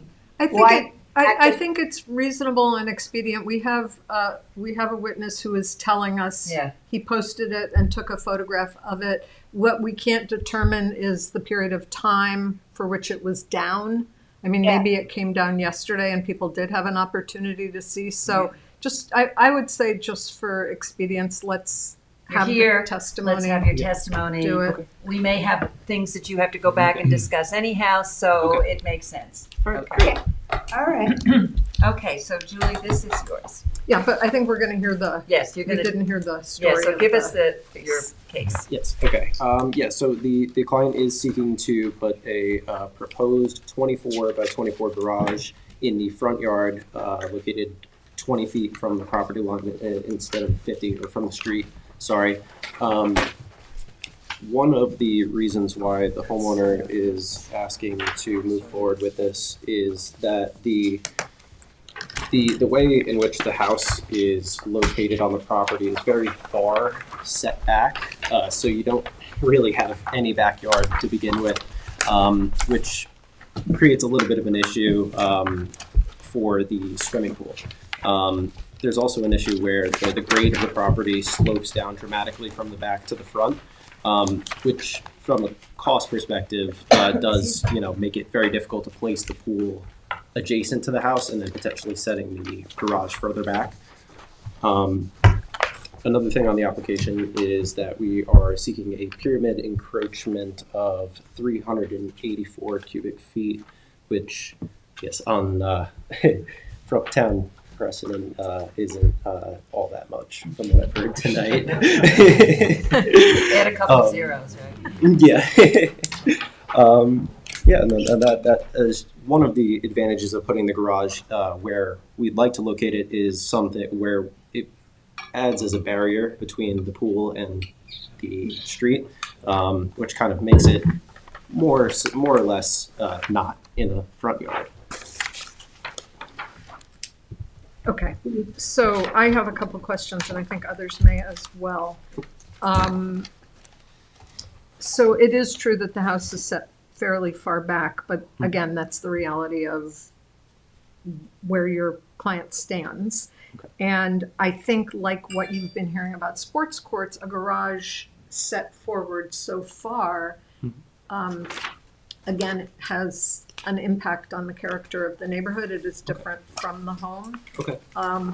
And I also would like to understand a little bit more about the intended use of the garage. Is it purely a garage, or are there other plans for living space there? So there is so the garage is a 2-car garage on the base floor, and then there is, I guess, a small, not an attic space, but it's vaulted ceiling, so you could technically stand in the middle. It's not intended to be a livable space, but instead for storage for the client. And you would stipulate that. Yes. Is there a variance for the pool? There is not. So based on So, I mean, the pool is also in the front yard. Usually we have to grant variances for that. for the front For the- yard. Yeah. Oh, I have not. No, If it that does- sounds right, but no, I haven't reviewed any of I it. did not see it in the file. Okay. For I what did was not submitted to us, because it seems to me that you've got I know you've got the correct setback for the pool, but it's in the front. You just confirmed the zoning district. I don't think the pool's in the required front yard. Yeah, I don't necessarily. Because if I remember correctly, looking at the application. It's an R20. R20, your required front yard is 40 feet. This pool is being shown at 54. 51, I'm Oh, seeing. okay. It's the required front The yard. required is Oh, 40. okay. Okay, even though the house is way back, so Correct. it's not from where the front of the house is to the, all right, so, okay, so, So this Forget- is side yard? The pool is in the side yard? Yes. Is that what you're Yes. saying? yeah, it would have to be in the side yard. No, it's just No. not in the required It's not a front. required front It yard. can, it Yeah. can be in front of the house, it just can't be in the required front. Like, there's a Yep. 50-foot buffer, I look see. at it that way. There's a 50-foot buffer that's your required front. Yes. Nothing can go in there. Okay. One thing, although I didn't go out and measure it, I just went off of visual. In terms of character to the neighborhood, I did notice that there were 2 properties, at least that I noticed, that maybe on not 20 feet, could be closer to maybe 25 or 30. There is one property to the northwest with a garage pretty close to the street. In addition to the property that's on the corner of Sun Valley and I wrote it here somewhere. Sun Valley and Lynn, where there is a accessory structure also pretty close to the road on Sun Valley. I think the one right across the And street. this one right across the street. Yeah, Yes, yeah. but that looks like it's It's pre-existing and has been there a very long time, and Yes, it's a I smaller two-car with, it doesn't appear to have the vaulted Pyramid. ceiling pyramid issue. Okay. One thing about the pyramid encroachment, just from an aesthetic standpoint, we were going to try and go for this variance, is that the roof structure of the garage could actually be rotated and avoid the pyramid encroachment Oh, issue. okay. So that would make sense. Yes, we could do that. Yeah, I mean, the better not to ask for variance. I mean, if you can Okay. get away with it. Yeah, okay. And then also from an aesthetic standpoint, we were looking to, although I'm not sure how much it helps, is the current gravel driveway is very large. We're actually going to remove almost the majority of it, more than 50%, to kind of help with the aesthetic of the property. And what's the problem about pushing the pool back further and then pushing the Um, garage back from further a- as well? The gradient of the property, it would require a lot more forming for the swimming pool, and then you would, if you didn't want to be staring at the pool out of the ground, you would have to do some sort of veneer, and then you run into Okay, so it's quite a because of the costly. slope of the property Yeah. that Yes, it ma'am. becomes an issue. So would you be able to put the garage closer to the house, outside of the required front yard, to Um, the northeast, to the where the current gravel driveway is? okay, where it kind of boxes out. Yes. That is a possibility, but instead of I would suggest that you look into that with your client Okay. as a possibility, because that would obviate any relief for the garage, okay, other than maybe some setback relief, some side yard setback relief. okay, So you would put it on the side of the property to the right, Yeah, here, somewhere there. Susan. Yeah, Somewhere like here. yeah, exactly. Outside of that's where the required front yard is, so put it over So there like in maybe. this area, Okay, That was okay, I understand. one suggestion that I have, and then the other one is that the survey that we have is, doesn't include the. it doesn't include the garage, so we're okay. gonna need I can an have that updated survey. updated. That's. It was a little bit of a stray scenario. We were going for just the pool, and then he's like, Well, if we're and going for remember, you variance, can let's use just the site plan. If the Oh, site that's- plan, This is a site, okay. yep, and the site plan does refer to the survey. Survey. So yeah, your So your thank site you. plan is fine. no need for any updated survey. Yeah. Or? Well, unless you Well, if you change. change it, you're gonna have to Yeah. update it anyway. Okay, The site understood. Okay, so Yeah, the site. The site plan.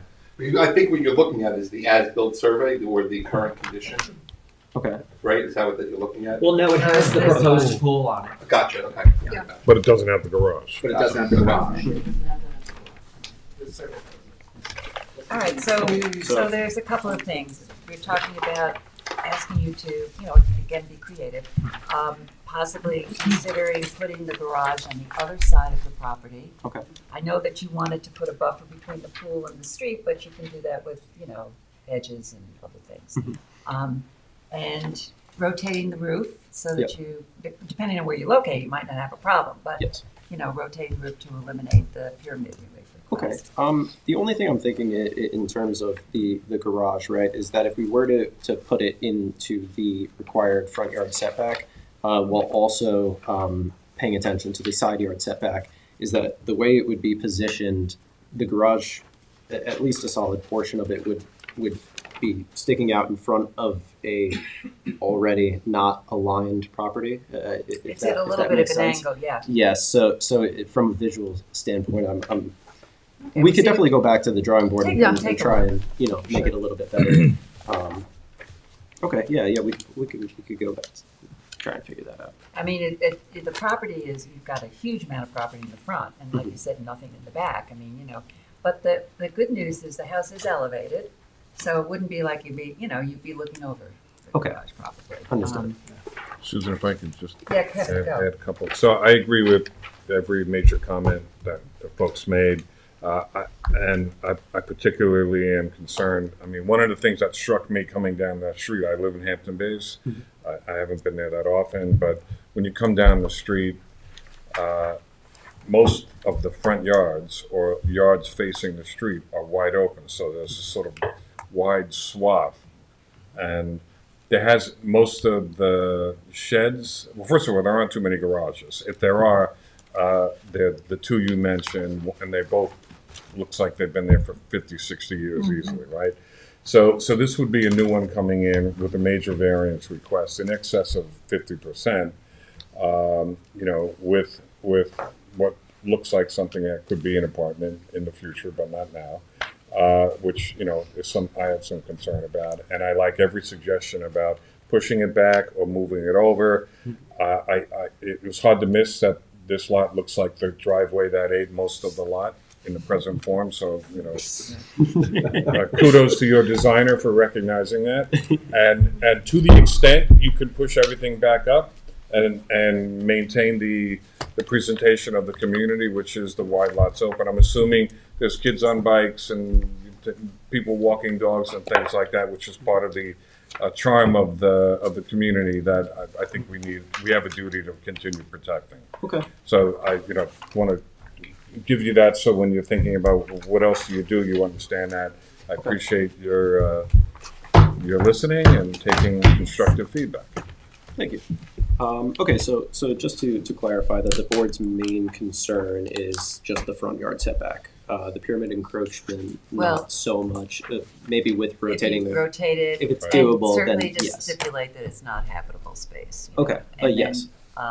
Yeah, I think that's right. Can you just clarify one thing? Because I also wanted to understand this. So that the notation on your two-story frame dwelling, it says basement level driveway to basement garage. So is there a garage there? No, Under the house? Because that looks like the predominant design consideration for some of the houses there. For the you're saying for the primary structure that On your site plan, there's a note. Survey, on the survey. I'm sorry, yeah, on the survey it is. It says basement level driveway to basement garage. Oh, I understand. Yeah, I believe that may have been something the homeowner wanted to do previously, but if you remember from when you looked at the So property. I was just going, why do we need two garages? But Yeah. it's not my life. Okay, It's not my there is decision no to garage. decide You're gonna that. have to update Yeah. the survey. Okay, understood. So you don't have to doesn't have to update the survey. It has to update the site plan if he's making changes. The reason it's confusing is because we're always drawn to the survey first. Yes. Okay. And that's why, Correct. and even when I was looking at the survey, I was like, where's the garage? Where did it go? You have to look at the site plan. So you don't have to update the survey. All right. Okay, no need to update. Update this. your site plan. Okay, understood. So Say it again, Katie, what? Can we say it again? we are going to hold this open so you can go back to the literal drawing board. How much time do you think you need?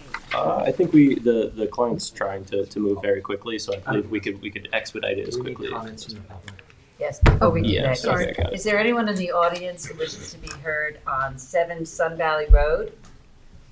Is there anyone on Zoom who wishes to be heard on 7th Valley Road? No one on Zoom. Okay. Okay, so you want to move quickly. Yes. It looks like 320 is the, It's pretty tight. I mean, we just added one to 320. Yeah, no, If you it's add, this would be the last one you could, because I don't know what the holdovers are on 320. Okay. Go ahead. 320 or 43. 320. okay. Yes, We'll hold it Yeah, open. that'd be the last one for 320. Okay. Okay. So that's We're gonna hold it 14. open till 3:20, and also can I just remind you to be sure to ensure the posting is back up? Understood. Yes. So, Yeah, so maybe what Candace will have him get a new poster from you for the 3:20 date, Okay. you know, like, and post it again, 10 days before. okay, understood. Thank you. And then just to make sure, we held off on submitting an application for the proposed pool. You don't have any. Well, the board doesn't have any. Apparently, we don't have anything, No. if it's within what you said, the category, but we Okay. don't have to deal with that. It's not a variance Okay. Unless request. it's a side yard issue, right? You know, side yard setbacks, it's Okay. 11 feet. All right, our Okay, experts so you're tell fine. us that that's not an issue, so Okay, take I'll that as a second. given. Take Alright, that as a sounds given. good. All right, Thank you well, very let's do much. second. Ms. King. Aye. Mr. Leonard. Aye. Mr. Redmond. Aye. Mr. McDonald. Aye. Ms. Burgess.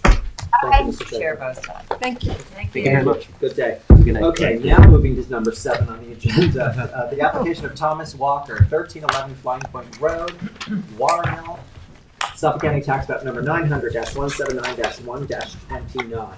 Applicant requests relief from the following provisions of the town code for a proposed front elevated deck 138-9B and 138-17C coastal erosion hazard area regulations to reconstruct the deck and expand the deck on the north landward side of the house and to elevate the house to comply with FEMA and town elevation requirements for a house situated on a non-conforming lot in a special flood hazard area and any other relief necessary. Board has jurisdiction.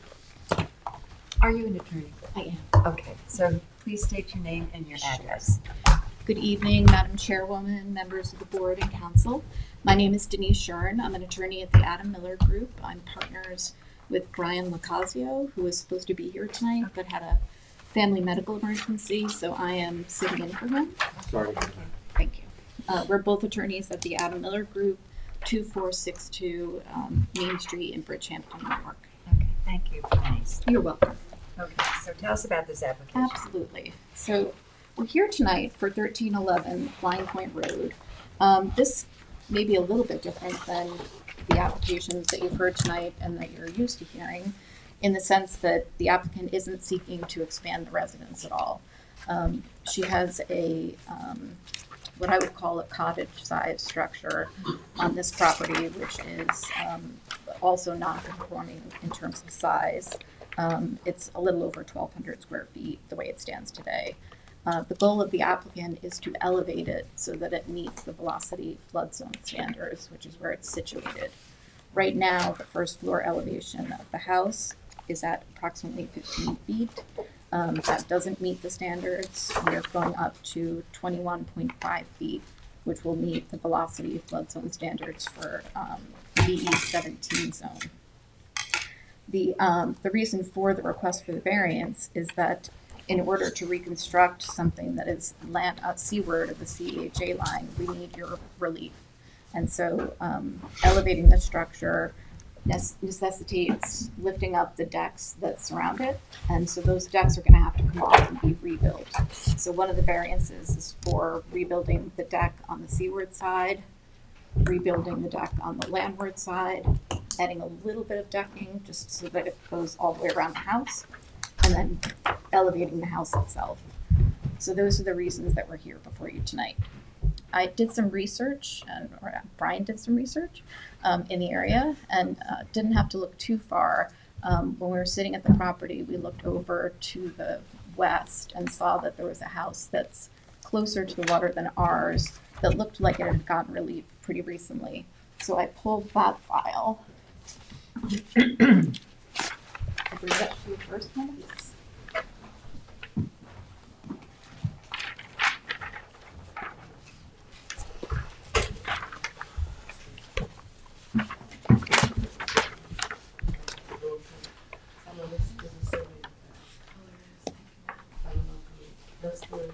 That's what you just gave me. This will be your. Yep, thank you.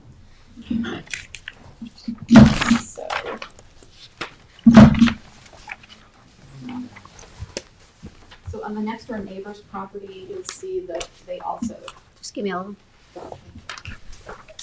They're all the same, right? They're all the same. Do you want this one that's highlighted, or? I have one in front. The rest of them are not highlighted, correct? Yes. Okay. And the highlighted. Okay, thank you. So that application was to pull the house back 3 feet from the dune, which actually keeps it closer to the dune than the existing structure we have on our property. And also proposed for a proposed swimming pool, decks seaward of the CEHA line, and additions to the house seaward of the CEHA line. And that was approved by the zoning board of appeals at the time. The benefit of this application is twofold. One is meeting the velocity flood zone standard, which is a huge benefit for the applicant. It means that hopefully this house will stand the test of time and will survive our 100-year flood. Secondly, she's proposing to upgrade the septic system to be an IA system, even though it's not technically required under the code. She is an environmentalist. She has, if you've seen the property, she's taken really good care of the property. It's all native vegetation and this little house.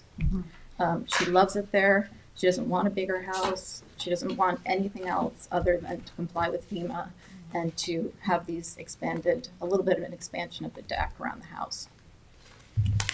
So as I see it, the existing deck in the front is existing, that's just gonna be rebuilt. Yes, And then the proposed deck is mostly in the back. in the back, yes, Landward, yes, whatever. you're exactly Closest to the right. street. Closest. That's exactly right. Okay. And we're proposing the septic in the front yard as well. And we're doing an incredible drainage plan here that's going to go under the existing pervious stone driveway. The rest of that front yard is all vegetate, like thicket, like I imagine like rabbits in it or something, like very thick vegetation that she didn't want to have to take down. So it was important for her to be able to keep the house in its existing location and elevate it where it stands today. Can we talk John, about this that? is yours. Yeah, I'm sorry. Yes. Who's got this? John. I'm sorry. It's mine. I have no issues with this application. I think it's all, pretty reasonable, and I think the motivations are all laudable, and It's a lovely spot. It's a really very beautiful. I sweet, got to and it's sit a very there. sweet, smaller kind Yes. of a home. It looks like it's been well maintained, so, yeah. And I understand the need to have, steps going down onto the deck, especially as you have family members aging in place. We want to be sensitive and empathetic to that. Exactly. And they were happy to elevate the deck too, because right now it's sitting at grade. So as far as flooding, that's It at could the wash away. exactly. Yes, that's exactly right. So, Kevin, did you want to say something? sadly, yes. So I have What are you going to tell us? I have a slightly different take, Okay. and not critical as much as Yes, a curiosity. So right now, in the present location, the existing deck is 34 feet to the dune crest. Right. Right, so in the town, the dune crest setback generally is like 150 feet, is that, or 100 feet, Anthony, 100? So when I looked at the aerial of the stretch, this lot and I think the lot to the west are the two most forward projected structures. Very true. And if you're gonna lift the house, it's a suggestion, right? If you're gonna lift the house and you're gonna put the deck back and all that, at 34 feet from the dune crest, in a place that only over time gets more storms and more storm exposure, you might want to think about moving it back just as an extra investment in the insurance of having that space. Right. Something Understood. Yeah, we did think something to consider. Yes, we definitely talked about it. And especially since you're lifting it anyway and you're going through the whole thing, think about it. Thank you. We did think about it. We walked around the property, tried to figure out if we could gain any reasonable amount of space between the bluff and that deck. And by moving it forward, we didn't want to take up the area of the driveway because that's where all the drainage is going to go. We also didn't want to remove that thicket vegetation that I was talking about, which goes like right around the driveway. So I had to agree with her and the architect that there really wasn't a lot of room to move the house back unless we want to give up some of that thicket that's there and take it down. I went to the site. I actually understand the concern, and it's just really a question of do you consider that eventual future anyway on terms that you control rather than ones that you're a victim of. And people make that. If you thought about it, I raised it. I generally agree with John's characterization. And just to check, did we get a memo from the erosion hazard staff on? Not yet. Janice? Not yet. Okay. Do we expect one or not? Yeah, we have to refer to it. Okay. Yep. All right. Well, it sounds like you at least considered that possibility when you were, We filling out did. your application. So it wasn't like, oh, that's a surprise. We hadn't thought about that. So, it wasn't. and in terms of the drainage and the septic system and other things, putting it in the back, it does limit them somewhat.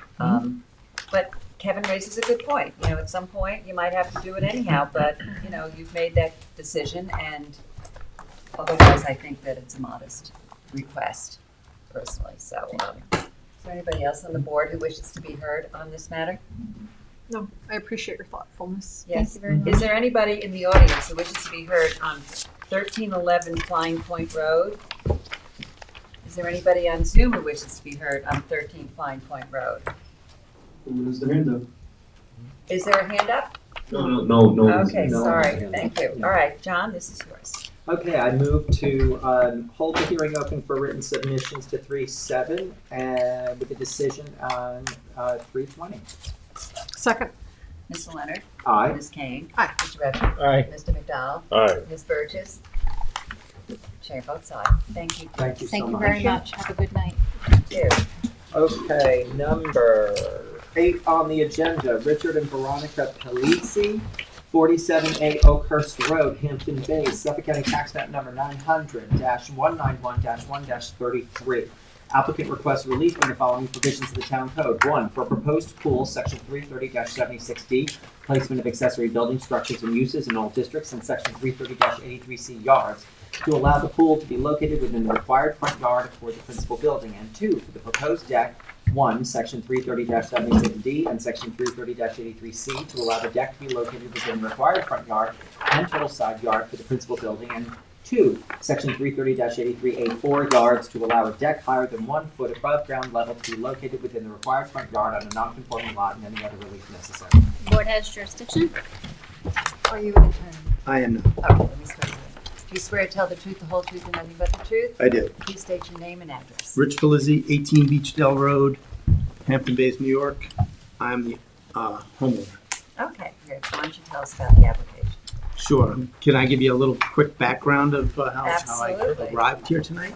Oh, did you have trouble with the traffic? No, not at All right, okay. So we live about 20 houses down the block from this kind of property, right? This, Okay. unique block. Nobody really. These properties don't trade very often. We're very close to the Trustee Beach on Beachdale, which was, very nice, quiet little place until COVID, and now all of a sudden it's a bit busier now. People are Ubering there, avoiding Mashut. It's kind of changed the dynamic, and we're looking for a little more space and a little more privacy. So our neighbor's property came available, and we said, okay, let's dive in. But before we did that, my wife and I spent a tremendous amount of time extremely nervous about buying this property. So we came to I sat in Sean McDermott's office a number of times. I sat with Marty a number of times before we pulled the trigger to say, what is the realm of the possibility of this property? And my one guiding note across the entire thing was no variances. We want no variances because we're not getting any younger. You failed. I failed. And it was the 12th hour failure. So that's kind of The road to hell is paved with good intentions. It's all definitely the road to hell. So I sit down with Marty. Marty visited the property. I sat down with the DEC. Unfortunately, they responded to me first, so I got the DEC approval before Marty came to the property. So, of course, they approved the septic system. Suffolk County Department of Health approved the septic system. Marty said, let's move the septic system. So that's back to the septic engineer, back to the Suffolk County Health Department. So it's just kind of domino effect of what happens in this process, which is all new to me, so this is not my line of work. But again, we're not getting any younger. We're carrying the other house while this is going on. So every delay is like this long, burden to us, right? So we file a building permit after, again, 20 meetings with all of them because I'm nervous. And, everyone said, looks good, file a building permit, file a demo permit to knock down the existing structure. When we bought the house, I filed for a rental permit, so I was able to get a renter in there. So once the renter left, we knocked the building down, anticipating I was getting a building permit. They're like, oh no, you need a variance. I'm like, I need a variance? What do you mean I need a variance? So, and I talked to Marty afterwards. I said, I need a variance. He said, oh, geez, you need a variance. I didn't even think of it. I said the same thing to Kevin. He said, Sean, he said, you know what? You're right. You need a variance. I was like, oh my God. So, of course, now that Okay. Sean came up and said, take the deck off the building permit. and let's just get the building permit, because I have the demo done, I have the guys that are ready to put a foundation in. So we, of course, go back to the architect, take the deck off, go back to the surveyor, take the deck off. That delayed us, a fair amount of time. Go back to drawing board, give us a building permit, and now I'm here to try to get this deck approved. Meanwhile, of Why course. don't you describe the deck to us? What are you doing? So it's. And how high off the grade is it? It's ultimately going to be, I'm looking for like 2 feet of relief. Okay. And you want to place the proposed deck and the pool in the front yard, which is actually the waterfront, facing the water. And we want to walk out, right? Because, my wife's sister's in a wheelchair, my mother's in a wheelchair. We're not getting any younger. We designed the deck per Marty's spec, so now the deck's a little triangular. So to add another, layer of stairs and landing just impedes on our living space out there. So that's in general what we're looking at. And you have the wetland permit. And I have the wetland permit.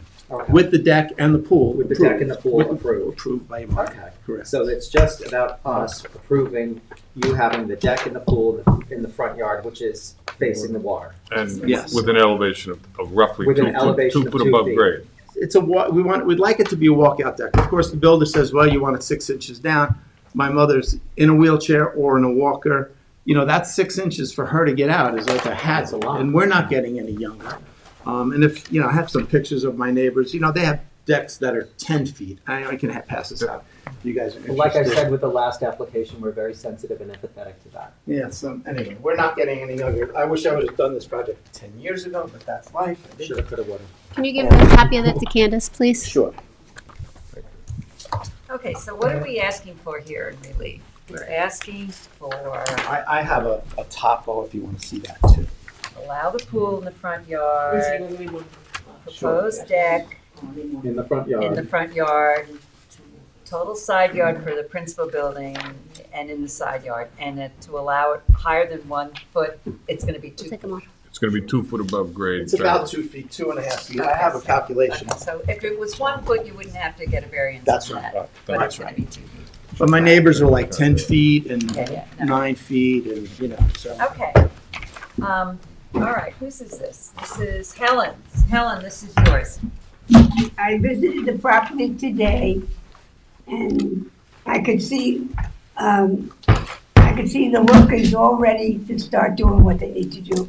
And I didn't know the personal aspects of the story, and I have no problem with this gentleman. So if you look at the bottom here, my chicken scratch there, the finished floor is 14 feet. Yep. We'd like the deck to be 14 feet. Maybe the builder's gonna win and it's gonna be 13.10 or something like that, because if snow, his view is if it snows, you don't want the snow sitting on the door and maybe, coming into the house. So I don't exactly know where that's gonna turn out to be. Okay. But it's really like between 2 and 3 feet of, above what's allowed. Existing grade. Okay. So how does that get shown on a survey for an approval? How does what get shown? Well, So this is actually the building, this is the building plan. And so what you're seeing What's the there. elevation of the deck? There's a survey. oh, okay. So what I did here is, this is the old survey of the house. And if you see where I highlighted, Yeah. I highlighted the elevations because on the other, the building plan, it's so busy, you can't really see the Right. elevations. So I took the average elevation, right, which comes out to 11.4 feet. And then I said, okay, from 11.4 feet, if I want to be 14 feet, and I'm allowed 1 foot, I'm looking for, between 2.5 to 3 feet of relief coming up. Okay. When all my neighbors are 10 feet high on their decks and their pools are, significantly higher. And then my pool is going to be partially in ground and partially above ground, so it's like 2 feet out of the ground. So I don't know if that matters, the elevation of the pool, but in general, we'd like the pool to be integrated with the deck without a lift or no tripping hazard, so it's just like one space. And it's not a, ridiculously large deck. It's just outside living, which is why we paid the giant premium to be there. Anybody else on the board who wishes to be heard on this application? Is there anyone in the audience who wishes to be heard on 42A Oakhurst Road, Hampton Bays? 47. I'm sorry, 47. That's okay. My site is there anybody on Zoom who wishes to be heard on 47A Oakhurst? No one on Zoom. Okay, Helen, this is yours. We're going to close the public hearing. We'll keep it open for written submissions to March 7th with a decision on March 20th. Okay, thank you, Mr. Cole. So I just like to say, I appreciate all you do in attempting to not turn this place into Disneyland. So thank you very much. Thank you. Thank you. Have a nice night. And enjoy your new. I hope new so. house. A little impatient getting there, but I can't say so. Okay. John stepped out. Pardon? Give me a second. Oh, who was the second? Oh. Somebody needs to second No, it. somebody needs to second. Oh, second. Helen, did you second? Okay. Ms. Burgess? Aye. Ms. Kane? Aye. Mr. Redhand? Aye. Mr. McDonald? Aye. Chair votes aye. Johnson. Okay. Oh, there's John. Did you vote aye on that last one? Yes, Okay. I was an aye a long time ago. Okay. Okay. I'll Number call- 9. Want me to call the next one? Yes. Okay, here we go, sorry. Okay, number 9 on the agenda, application of Irene Foster Irrevocable Trust dated November 3, 2023, 52 West Donlin Road, Hampton Bays, Suffolk County Tax Map number 900-296-5-21. Applicant requests relief from the following provisions of the town code. I think To we legalize already an opened this, accessory right? apartment on a non-conforming lot. Yes. 1. You don't have to read it. Oh, that's right. Yeah. Sorry. Yeah, I just want to remind the board, we did open this and we didn't take any testimony the night that we opened it because the neighbor had raised some questions over the property being in the name of a trust.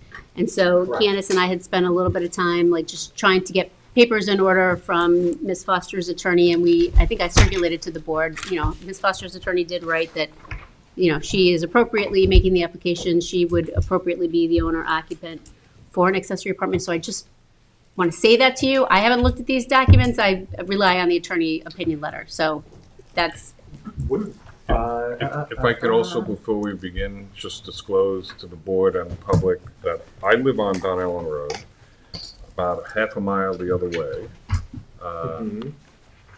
Every now and then, we see each other, but we are not social, we are not friends.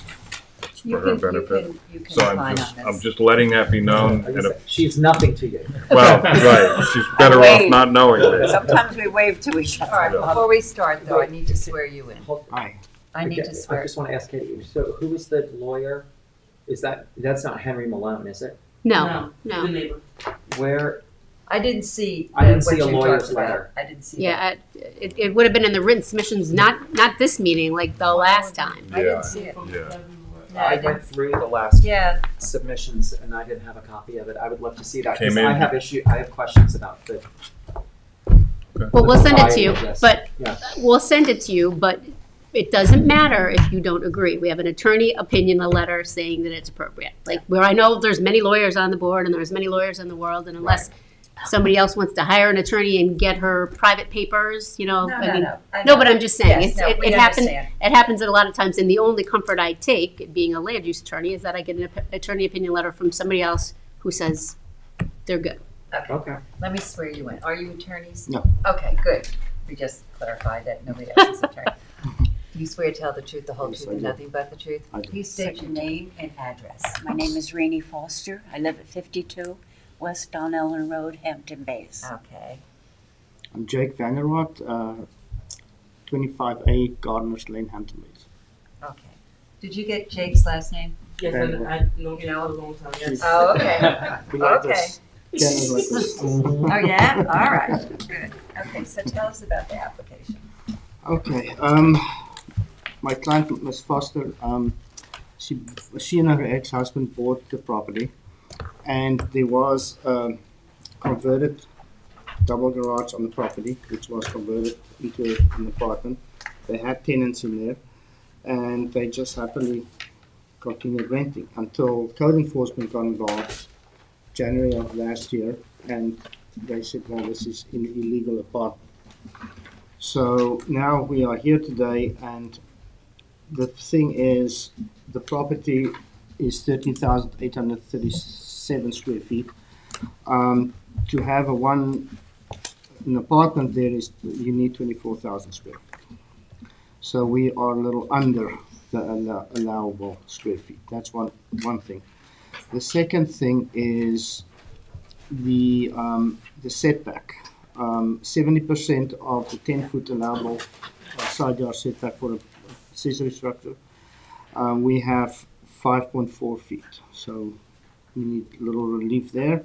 And then the accessory apartment, the maximum allowable is 35% of the livable space in the house.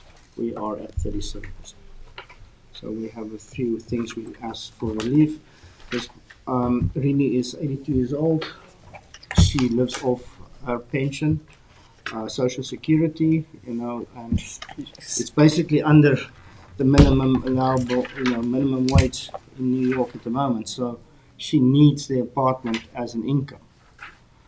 So just to have a general life. Mm-hmm. So we asked for relief on these issues, please. So what was it that, so you built it? No, they bought it and it was an apartment. It was a converted two-car garage. It was purchased. It was purchased that way. With an accessory apartment. Exactly. And apparently, when he put that in, he never got a building permit. So I knew nothing about. Did you rent it? I did rent it, and Okay, and that's why code enforcement came to you? Well, they actually, what the weird part is that code enforcement did come to me at one point and came with another gentleman. I mean, the gentleman even had a gun, so I felt it. And he asked me if I had an apartment, and I said yes. And he said, he said, you have a permit? Yeah. And I said, well, I don't know. I bought the house this way. I didn't know I needed so you hadn't taken a rental permit. I didn't know what would, so anyhow, he said I have to come and inspect it. I said, okay. So he came the next day with the same man with the gun. And they went in and they looked it over and they said, oh, this is okay. This is nice. I think because she said, you live on the property. I said, yeah, I live in the house. Oh, he said, maybe you'll probably get the thing, a grandmother, I think is what he Grandmother. a grandmother. And so, no, you don't have to worry about it. Okay. Okay. So I never worried until I went, the people that left my apartment last February left, and I went to a realtor. And I said, I have an apartment for rent. They said, oh, okay, fine. And then they called me and they said, there's no record of an apartment. What? What do you mean? That's right there on the property. You have to get a rental permit. Okay. So I went over to the office there, went and spoke to somebody, explained my story about the two men that came, and she said, oh no, she said, he recommended that you get a rental permit. I said, nobody contacted me. I didn't know anything about it. And that's what opened up the can of worms. So now not only did I have to get the rental, I needed a building because this didn't even exist. Okay, when did you purchase the property? 2005. 2005. Okay, so this has existed since at least 2005 when you purchased it. Do you have any idea when this garage with accessory apartment was built? I have absolutely no way of knowing. The prior owner was a man by the name of Stephen. How old is your house? What do you think? Probably the 90s, maybe? Well, I would think it's got a pre-existing. I was told all our houses on the block were built in 1964. Yeah. Okay. I think so too. It's got a It's likely that the garage is maybe older. Yeah. It's definitely in the 90s. probably is when the house maybe when the house he did it right away when he bought the house. We don't know. What were you going to say, Katie? No, I was going to say the house has got a pre-existing CO with a 2-car detached garage, and then in '92 there's a CC for a living room and garage addition to a one-family dwelling. Oh, so there was there. Okay. Oh, so he did get something. I didn't hear that, I never knew Well, about it doesn't that. say convert to an accessory Okay. apartment, but it, there was a pre-existing two-car detached garage, and then in 92, there was some sort of garage addition, Okay. Okay, according to the certificates. okay. So it's old, it's been there for a while. So Oh, at yes, some it's- point, it was converted to an accessory apartment. And usually what we do, when we have like converted third stories, we try and figure out what the provenance is, so that we can, if it's long enough, and I would like to see us work with this applicant in that regard, What do to you mean? legalize this. But to legalize it, yes, but what do you Absolutely. mean, like? Well, I don't know what we could ask the Well, I applicant for in terms of proof or information with regard to how long it's been there. Because that's usually what we look at. We'll look, How long like it's when been- people have a third story and Oh. they've finished it, Yeah. we try and get Find out when information about they how, did it. and they'll bring in photos from the 1970s or things of Do that you have nature. neighbors that have been there as long or longer than you? Yes, All right, all so then around me. Maybe a neighbor could make a statement that says, we've known this property to be used as an apartment since blah, blah, blah, like in other words. Yeah. Do you have any idea where the seller that you purchased from is? If they're, I think he went over to the North Shore, but I don't know. I do know that he put the apartment, when I went to the realtor in Hampton Bays, I went to Signature. who was your realtor? Pardon me? Who was your realtor, if you remember? Signature is. But who was the When they individual bought, when I broker? bought the house? Yeah, who was your broker? Oh, God. All right, I don't okay. think it's there anymore, Hampton Bays. All right, I well, don't the think Signature's it's there. not there. Signature's there. He's not there, but Oh, okay. I understand that the young man put this apartment in for his aunt. Okay. That's why it came about. Oh, okay. That I didn't know. And when I went to the realtor, one of the realtors in Signature said, "Oh yeah, John put that in for his wife. Or his aunt. That's been there for years. That's no problem. I know that." She said she knew it well. I mean, Okay, let's go through what you're looking for. So as I understand it, I'm just looking it's to an get legal. undersized apartment, slightly undersized apartment. It Mm-hmm. should be 400 square feet, it's 389. I think that's what I calculated. The setback, you need a setback of 5.4. Yeah, it is 5.4, we needed 7, which is 70% of the 10 So foot. it needs 1.6 1.6 relief feet of there. relief. Yeah. Right. And then And the accessory apartment is 37% Of the size top of the main. exactly. And yeah, usually it's it should only 2% be over. 35. 35 maximum, Okay, so so- it's 2% over. In my opinion, it's minimal relief. If the house was 200 feet, if the main house was 200 feet, it had 200 extra feet attached to it as a living space, that wouldn't be an issue for this application. Right. Absolutely. Right. So it's just 200, yeah, right. Now, Jakes, you said that, De minimis. De minimis, yeah. you had said that, well, this lot is 13,837 square feet? Correct. And you said you need 24,000, but yeah, not, to have in our one description, apartment. it's 30,000. Well, you need 80% of the 30. 80%. Which is Of the 24. 30, 24 in 24. order to have the accessory Exactly. apartment, So so. we are 13,837, so. Yeah, but I don't have my town code in front of me, but I know there are certain areas where you have to have a minimum of 30. You only, right, Candace? You only need the But for this- 80% yeah, if it's the yeah, for this- CDP or whatever. yeah, for this, No, you need 20,000 if it's a CDP. Yeah, But- it's 80% of 20,000. I understand, but No, this no, is no, not. not 80% of 20,000. 80 of 30. 80, You need, the code says you cannot have it less than 30,000 square feet Unless you're. unless you're in that Correct. CDP area. And none of Which this is those- not. It may Or not it be, is. It so must not be because they need They 30,000 need square feet. 30,000, so I'll say probably not. Okay. That's why. okay. So the whole 80% calculation is, Goes out the window Goes out unless the you're window in 'cause it's not that a CDP. incentive area, yeah. okay. Yeah, we're asking for quite a bit of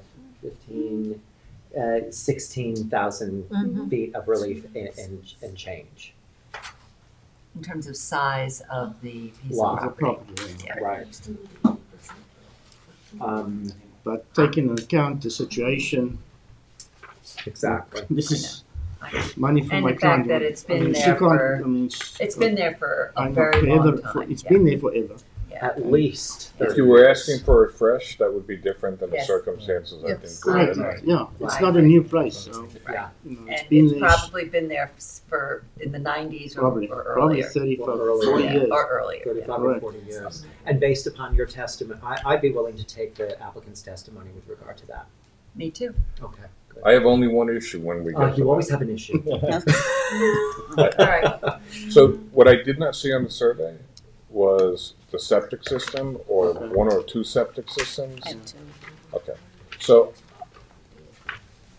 I would strongly advise, whether it's part of this application It was, condition or not, is to apply for the Suffolk County clean water septic programs that they have. okay, If you're gonna have two occupants Yeah. in two different structures, having two septic systems that were probably built in 1970, you're on borrowed time anyway. okay. There's an incentive program that makes them upgrade. I would feel better granting the additional density in a lot under the circumstances with the upgraded septic Okay, systems. so the condition, you grant the variance, but, Subject to. but she needs to upgrade the septic. No, we don't, you don't condition on We, that. we, No, we don't, this we're is being strongly advised we don't have to. Oh, it's just recommended. Yeah, and there's an incentive program that would probably Correct. pay Does that help for the it, environment? Yeah, yeah. No, then what do you do? right? And then it would, it's, Particularly if the two, If it helps the environment and people, and absolutely you you could do it. probably only need one, and you would do the whole thing Correct, together. correct. But we have to be sensitive to finances. Oh, absolutely. Of course. Yeah, absolutely, Let me absolutely. just ask one question. Jake, you have to, when this is all done, you have to then go to building, right? And Correct. deal with the building Correct. department. So just as an added layer, it may very well be that they get to the building department and They they say- turn around and say, you gotta give me something from the health department that says, and then they go to the health Correct. department and the health department says, you're upgrading. So Okay. starting I just that really think, I now, don't know that they'll be required. Right. But if I start it now, it's or better. look when- into it at least. But Yeah, there's money for sure. as- if as- you start as it now, Kevin it says. saves you Then, time later. then when the building comes through, I can say it's already done. Yeah, yeah. Or you're applying. And we got lots Yes. of money out there. I mean, Yeah, you have there's the a- Suffolk County and you have the town, you know, so you can get probably $35,000. Well, that's my point. Towards It's a it. problem that you can take care of. Correct. You'll pay easily. the whole thing, I mean, you get all the money back. Probably, yeah. It's worth looking into. It's Well, not big, it's definitely not a looking big, she doesn't need a big system, so Yeah. it's probably a $40,000 system. And she might probably get 35,000, It's probably four- 2 grand. It's less than that. 4-bedroom size is plenty. Yeah, it's a 3-bedroom house. All right, it's a with good lots of- suggestion. Yes. All right, Susan, John? before you Yeah. move forward, as a point of clarification, it's not listed in the advertisement, but I believe they do need the additional lot area relief, because the code does say when you have a non-conforming lot, you do have to meet 80% of your required lot area. He's required to have 20,000, 80% of that is 16,000. Yeah. And he does not have that. All right, he is So- 13. So you Oh, still- okay, they but do so it's need from, that. so it's 16 to 13. It's both. No, Yeah, that's no, what they I was- need both, because Okay. both of those numbers are listed in that specific section. It Okay. says no less than 30,000, and you have to be at least 80% of your lot area. So he needs both. Okay. This- Okay. This nice lady came and saw the apartment. Yeah, good, nice. Yeah, she did. She came in to Did she see. have a gun? No, she didn't have a Was she the one with the gun? No, Helen. but you It's unfortunately concealed. You have a Band-Aid over your nose, and I was worried about that. Okay, so, this is John's, but before we do that, is there anyone in the audience who wishes to be heard on 52 West Denalian? Is there anybody on Zoom who wishes to be heard on this application? Yes, Henry Malone is. Okay.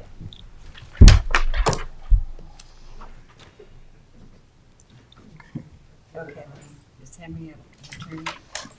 No, he's the neighbor who has an issue with Okay. Wilson. the trust.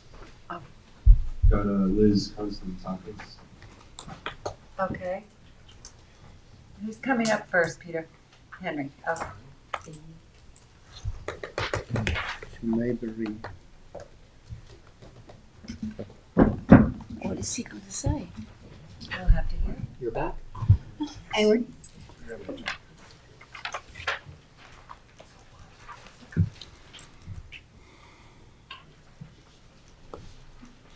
Oh, hi. Henry, are you an attorney?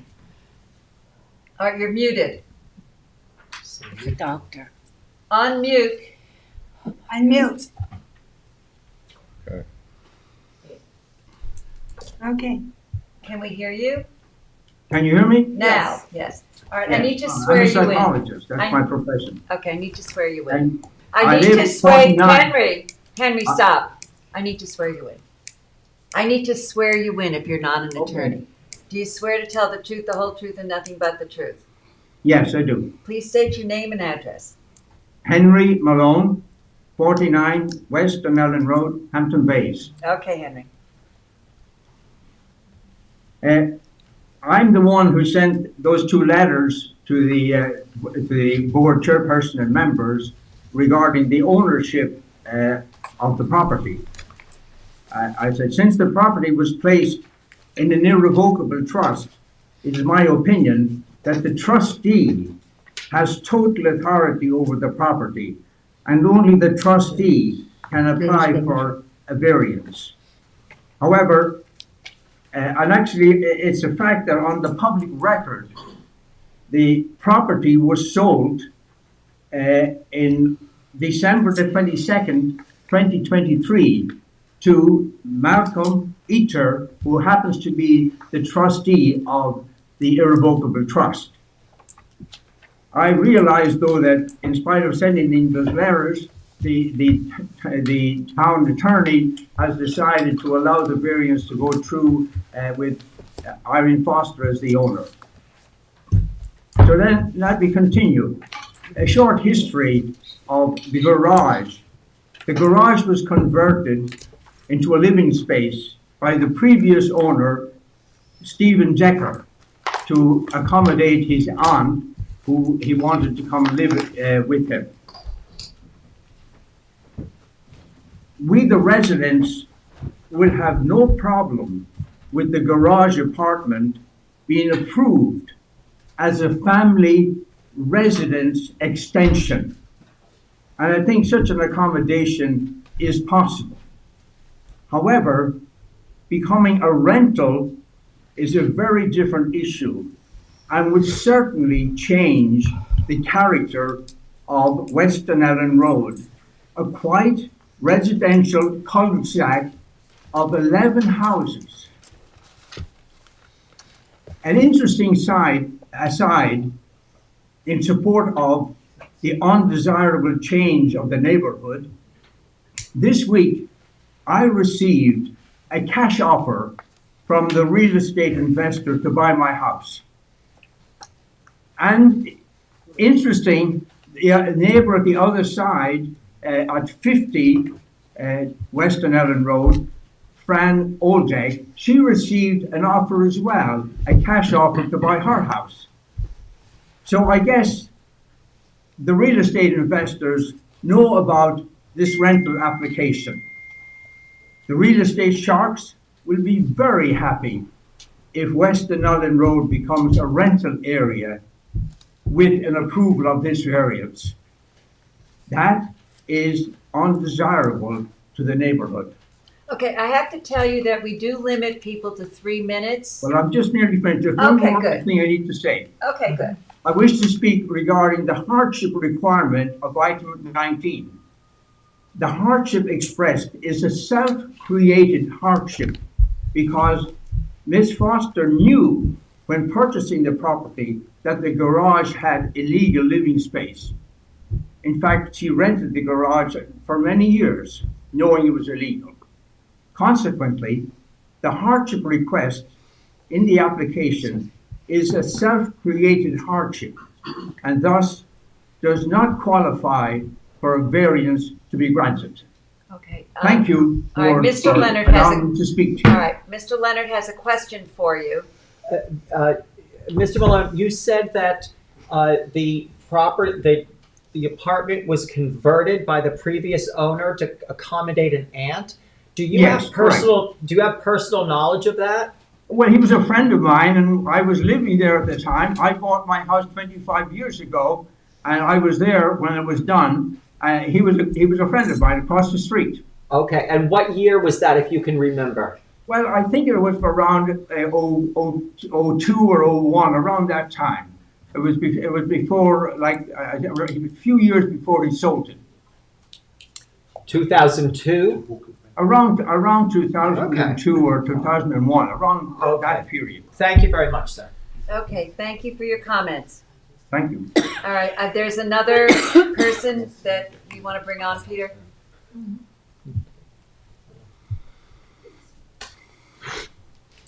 Yes, Liz?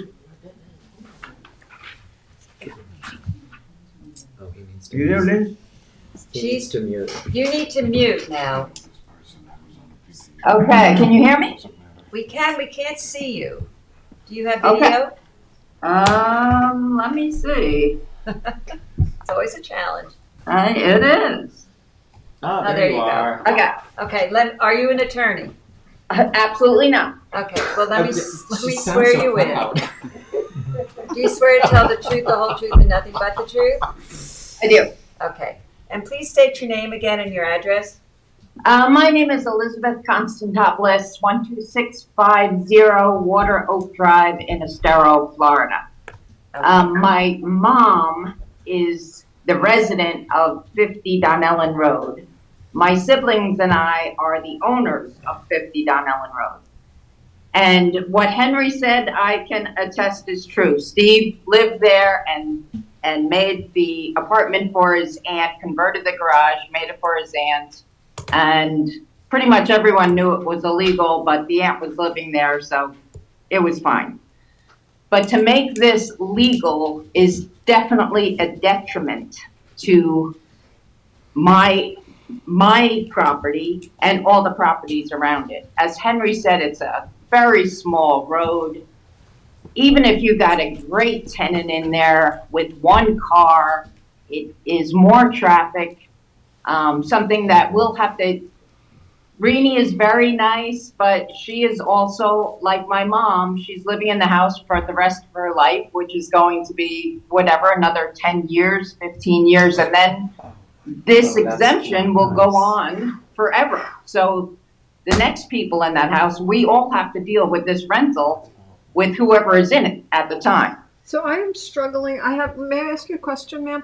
I'm Absolutely. struggling to understand why you believe it was acceptable when it was illegal.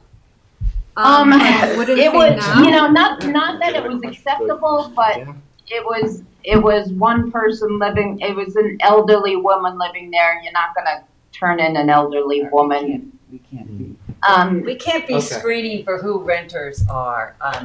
That's not our responsibility.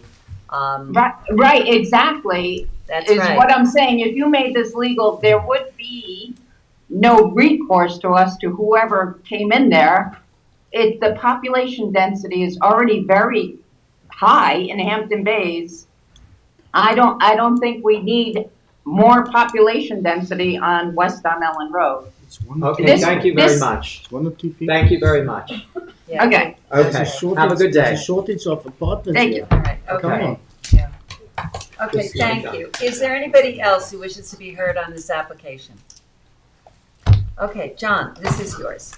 Okay, I move to close the hearing on this application, hold it open for written submissions to March 7th with a decision on March 20th. Second. Mr. Leonard. Aye. Ms. King. Aye. Mr. Redmond. Aye. Mr. McDonald. Aye. Ms. Burgess. Aye. Chair votes aye. Thank you Ma'am, very we much. wish you the best of luck. Now, what does that mean? Then we're going to decide, we're going to pass a decision on March 20th. On March 20th. Until the 7th, people have an opportunity to write letters in support or opposition, which we will then consider.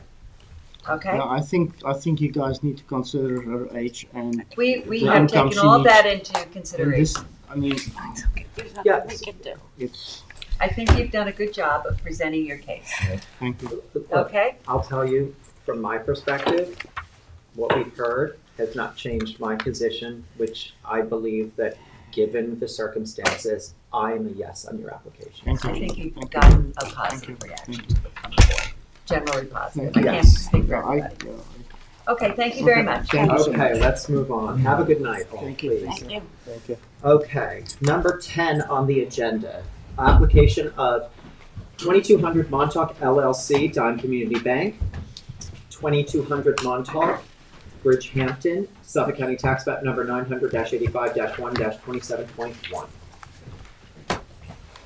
Good evening. Are you Mr. DeCiccio? DeCiccio, yep, that's me. DeCiccio, okay. So I don't have to swear you in, but you do have to say your name and address. It's J.R. DeCiccio. I'm with the law firm of Greenberg Chartick, 2317 Montauk Highway, Bridgehampton, New York. Okay. Mr. DeCiccio, do you want to tell us about your application? Sure. I am appearing here tonight on behalf of Dime Community Bank in connection with its branch located on Montauk Highway in Bridgehampton at 2200 Montauk Highway. We're here tonight for a very minor sign on the eastern side of the building, under the canopy. The subject sign is 4 feet 8 inches by 11 inches, and it is replacing a Bridgehampton National Bank sign. I have some handouts for the board to see. Is that what it would look like? Yes. Is that part of the handout? Yep. Okay. Do you have to submit to Candace? There was an existing Bridgehampton National Bank sign Yes. facing the parking lot there. Yes, facing the parking lot. It does have a CO. It was CO'd. Hold on 1 second. Is it the microphone? But was it the Bridgehampton Bank was on the side or was on the front? I think it was on the front, wasn't it? It was on the top. Yeah, so I think the dime is on the side. So in other Yeah. words, there's Farrell, and then the dime bank is That's on where the the side. ATM Right. machine. Yeah, or- it's Yeah, right so on the side. there were multiple Bridgehampton National Bank signs, but the sign that's the subject of this application is on the eastern side, underneath the canopy, and it's obviously the building is multi-tenanted, so the sign, which is going to be located immediately above the doorway, is necessary to identify the entrance for bank patrons. And the only relief we're seeking tonight is from Town Code Section 330-205A1, and that's because the sign faces the parking lot, does not front a road. And it can't be seen from the road. It can't be seen from the road, and again, it is under the canopy, so it's even more Subtle. Yeah, subtle. It's not illuminated. No, not illuminated. Reasonable size. I do have a question though, because I went today and looked, which is exactly what you described. However, there's a freestanding sign that says dime right out by the driveway. It's practically on top of the sidewalk. It's temporary, I would assume. There is a sign in the front that says Farrell and Dime. But there's like a freestanding, it looks like, I don't know, paper or something, I don't know, but it's right on the sidewalk. I mean, I assume that's a temporary. It is under construction. Yeah, there is some construction going on the site, so I'm assuming that it is temporary. Yeah, all right, because I think that you want to make sure that sign does not continue. Right. We've submitted permits for all the and other. You do have a permit for a signs. temporary sign there. That I'm not. I think you need a permit for a temporary sign. I'm not entirely sure. Okay, because I looked it up, but I may be wrong. Do you remember? I don't know. I actually was trying to remember. Is this the application that also has to go to the Landmarks Board? It's Yes. historical. It is, yeah. Historical district. That was, so they got to do that, but I have this on the planning board agenda next week. Okay. The reason why I was asking if the Bridgehampton sign was something that we had already looked at before, because I wouldn't necessarily have to bring it up to planning per se. The landmarks is more important. It's a tiny little sign, but Yeah. being that they have to wait for landmarks, I'll proceed with planning at our meeting next week, and I'll give you a little memo. I don't think there'll be much. Okay. So But, do we you know, need to put it over? The for a Bridgehampton longer National date Bank to sign get does have this in this location. I believe does have a CO. Yeah, I believe that. Okay. So it On may the be that I can side. send something over Yeah, tomorrow. I mean the CO side, that not I to the found. front. Well, I'll show you. It says, Katie, do we need to wait for landmarks in order to make? I'm this- gonna ask JR where he is with that. hold on, I was just looking for the CO. So the CO, it references This isn't it. Non-illuminated east wall sign. Yeah, it does reference this sign on the existence, yeah. It's going over the, We have not applied to the landmarks, Is it the board historic yet. district? Okay, I mean, I left you a message that you Yeah. guys are in that So, the district. I mean, it's, The code says a building permit cannot be issued until you get a certificate of appropriateness from the Landmarks Board if you're located in this Bridgehampton Bull's Head Main Street Historic Overlay District. but we have received other permits for other signs on this building, other dime bank signs on this building that didn't require variances. Like So- just recently? But just recently? Yeah, within like the last year or so. Yeah, it's new, So they're I'm- new signs. They didn't do it, is what really happened. They didn't go for it, probably. I mean, again, this is, Listen, I'm as surprised as you are. I was like, wait, this is the application. That's why. I was like, is this one that has to go to the Landmarks Board? But the Landmarks Board reached out to me when they saw this was on our agenda. And then that's when I left you that message. Right. I think you're supposed to make an application. The town, I don't have my town code in front of me. I was looking at it on my phone, but it says no building permit shall be issued. If you're getting building permits for signs, you're supposed to go to, that's why I wondered if you had already gone, because I had left you that We've done that message. with a number of buildings on that stretch. Actually, and we did it for the sign. We did it for a sign. Yeah. for Farrell's sign across the street, down the road, Yeah. we've done it before, so it's. Yeah, David made the application to the Yeah. Landmarks Board. Yeah. I mean, can we, so the code says no building permit can be issued, but can we still get a, The board decision wa- from this board? Once they hear from the Landmarks Board. I mean, that's why. You're getting a positive reception from this Right. board. So once you hear from them, it shouldn't be an issue in terms of. Like the board wants to hear what the Landmarks Board says, and you can ask David, because on his, he got something, the Landmarks Board did not like his sign. No, right. But at least this But board it was was able to weigh it was it. like right on the sidewalk, it was, But the ZBA was able to weigh what the Landmarks Board Yeah. said. So it's the landmark, It's a historic district. Yeah, the landmarks and historic district board. Yeah. okay. All right, so we will do that. All right, so, I also have another decision for the record, just, to the Citarella across the street. It's the exact same variant, so I'll submit that as well. okay, you can do that. Okay. I'll do that after. All right, so, as I said, I think, you're hearing a positive reaction from this board, but you need to go through the historic district, and then we won't make a decision until we hear from them. Okay. Okay? And they only meet once a month. Yeah, so we probably should adjourn. When this. did they meet? I don't know. Once a month. I probably need to adjourn this till the April 3rd meeting, I guess. Yeah, What do you that think? makes sense. Yeah. So do we need to, can we close the hearing and reserve decision until you receive that, recommendation? No, because if it's not favorable, you're going to want to explain, you're going to want to explain to the board why it doesn't matter. I mean, if it's not favorable and we close it, then we're going to have to reopen it. You have to reopen, you have to come back. Right, because we can act notwithstanding it, as long as we have Yeah, I didn't- a rational Yes. basis. So you're gonna wanna have the opportunity to come in. Okay. You got that temporary thing up there anyhow. Which, it's kind of interesting, Yes, it is. right on the sidewalk. Okay, this is mine, so I am going to recommend. Is there anybody here? Pardon me? Oh, yes, I'm sorry. Is there anybody in the audience who wishes to be heard on this matter? Okay, everybody's going. Is there anybody on Zoom who wishes to be heard? Everybody's getting googly eyed. No one knows.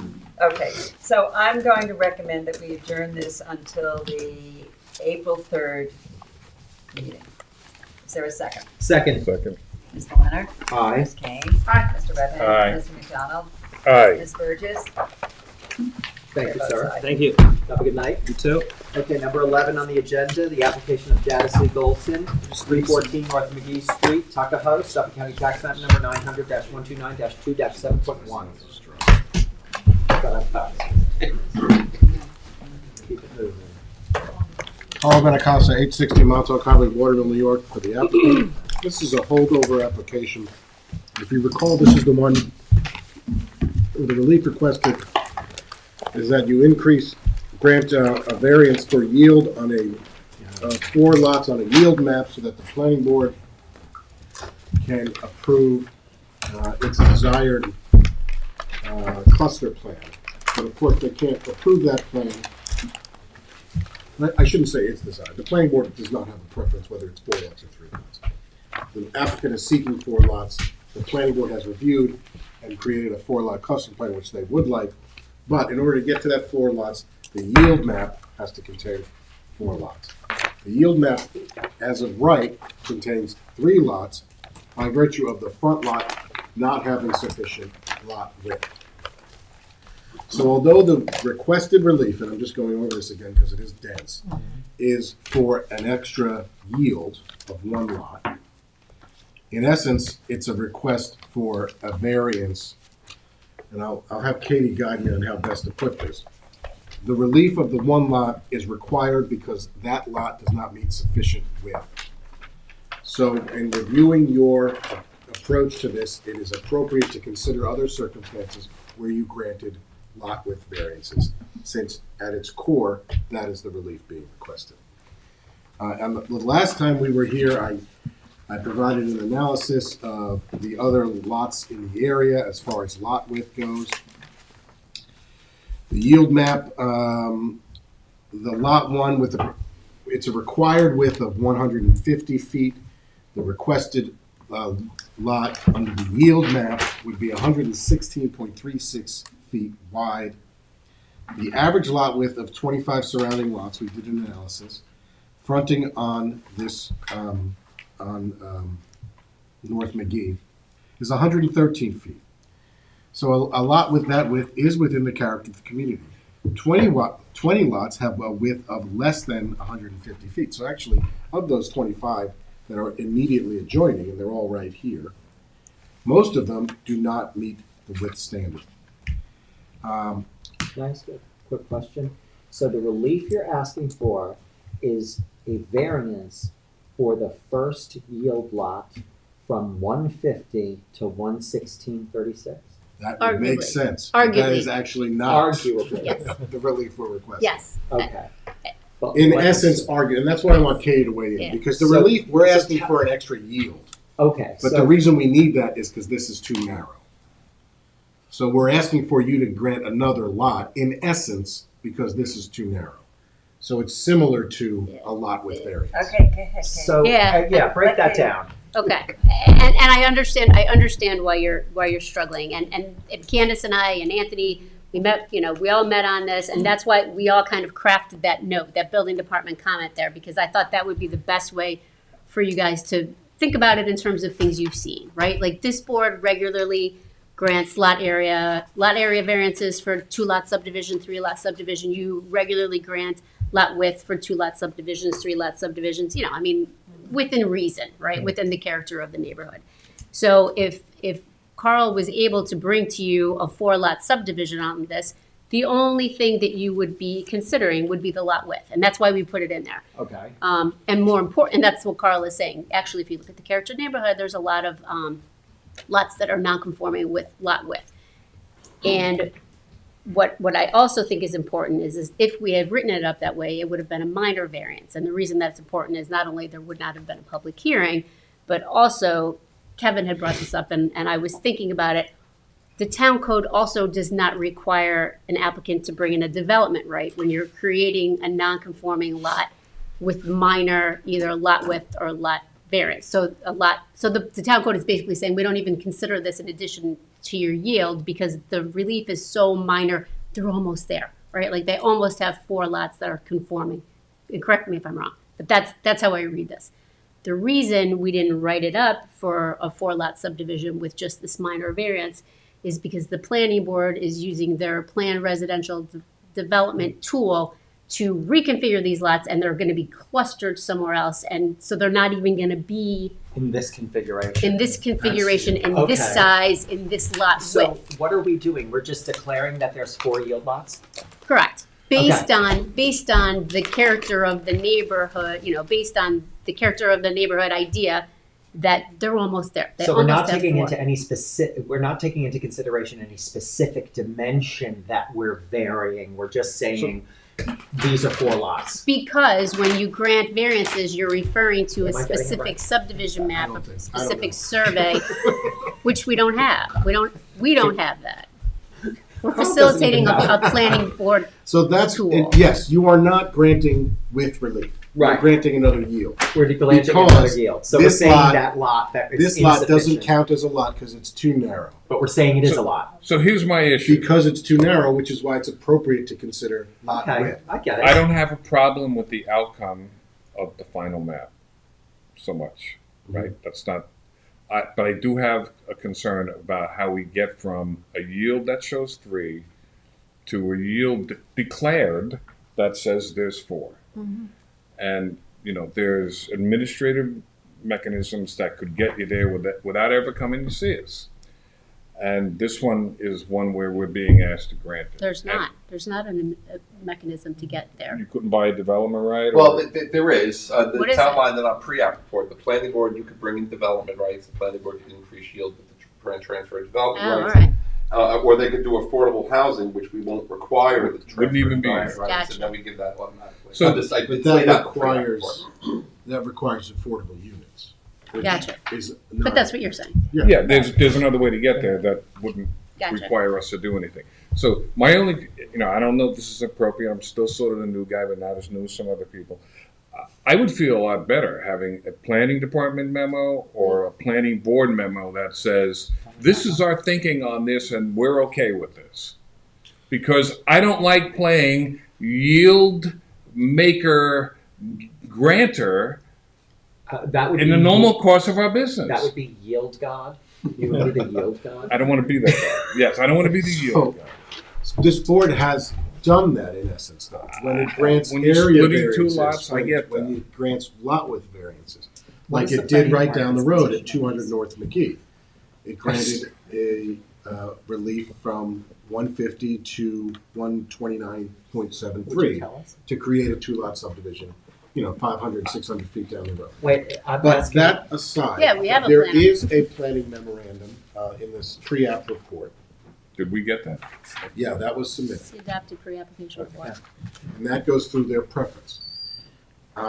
So I think we've made our case as to why this relief is appropriate in considering the existing lots in the neighborhood, why, in essence, this should be a 4-lot yield, considering the makeup of this neighborhood, what these other lots look like, what the average lot width is.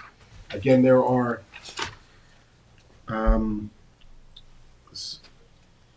this lot, the lot, if you were to grant this, is larger in width than 12 of surrounding parcels. So it's certainly within character. But I do want to note that before we came in today, we had a nice conversation with 2 of the neighbors who are here and who want to speak in opposition. We talked about options for a design of this subdivision that they could live with 4 lots. If it's agreeable to this board, we'd like to adjourn, they're going to speak tonight, but we'd like to adjourn it to have a further opportunity to vet with them.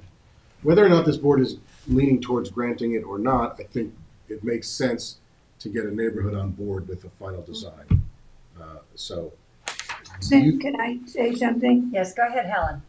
I would like Carl, unless I missed it, I would like Carl to address the comments that Kevin made as to whether or not, he could get the affordable housing with the credit.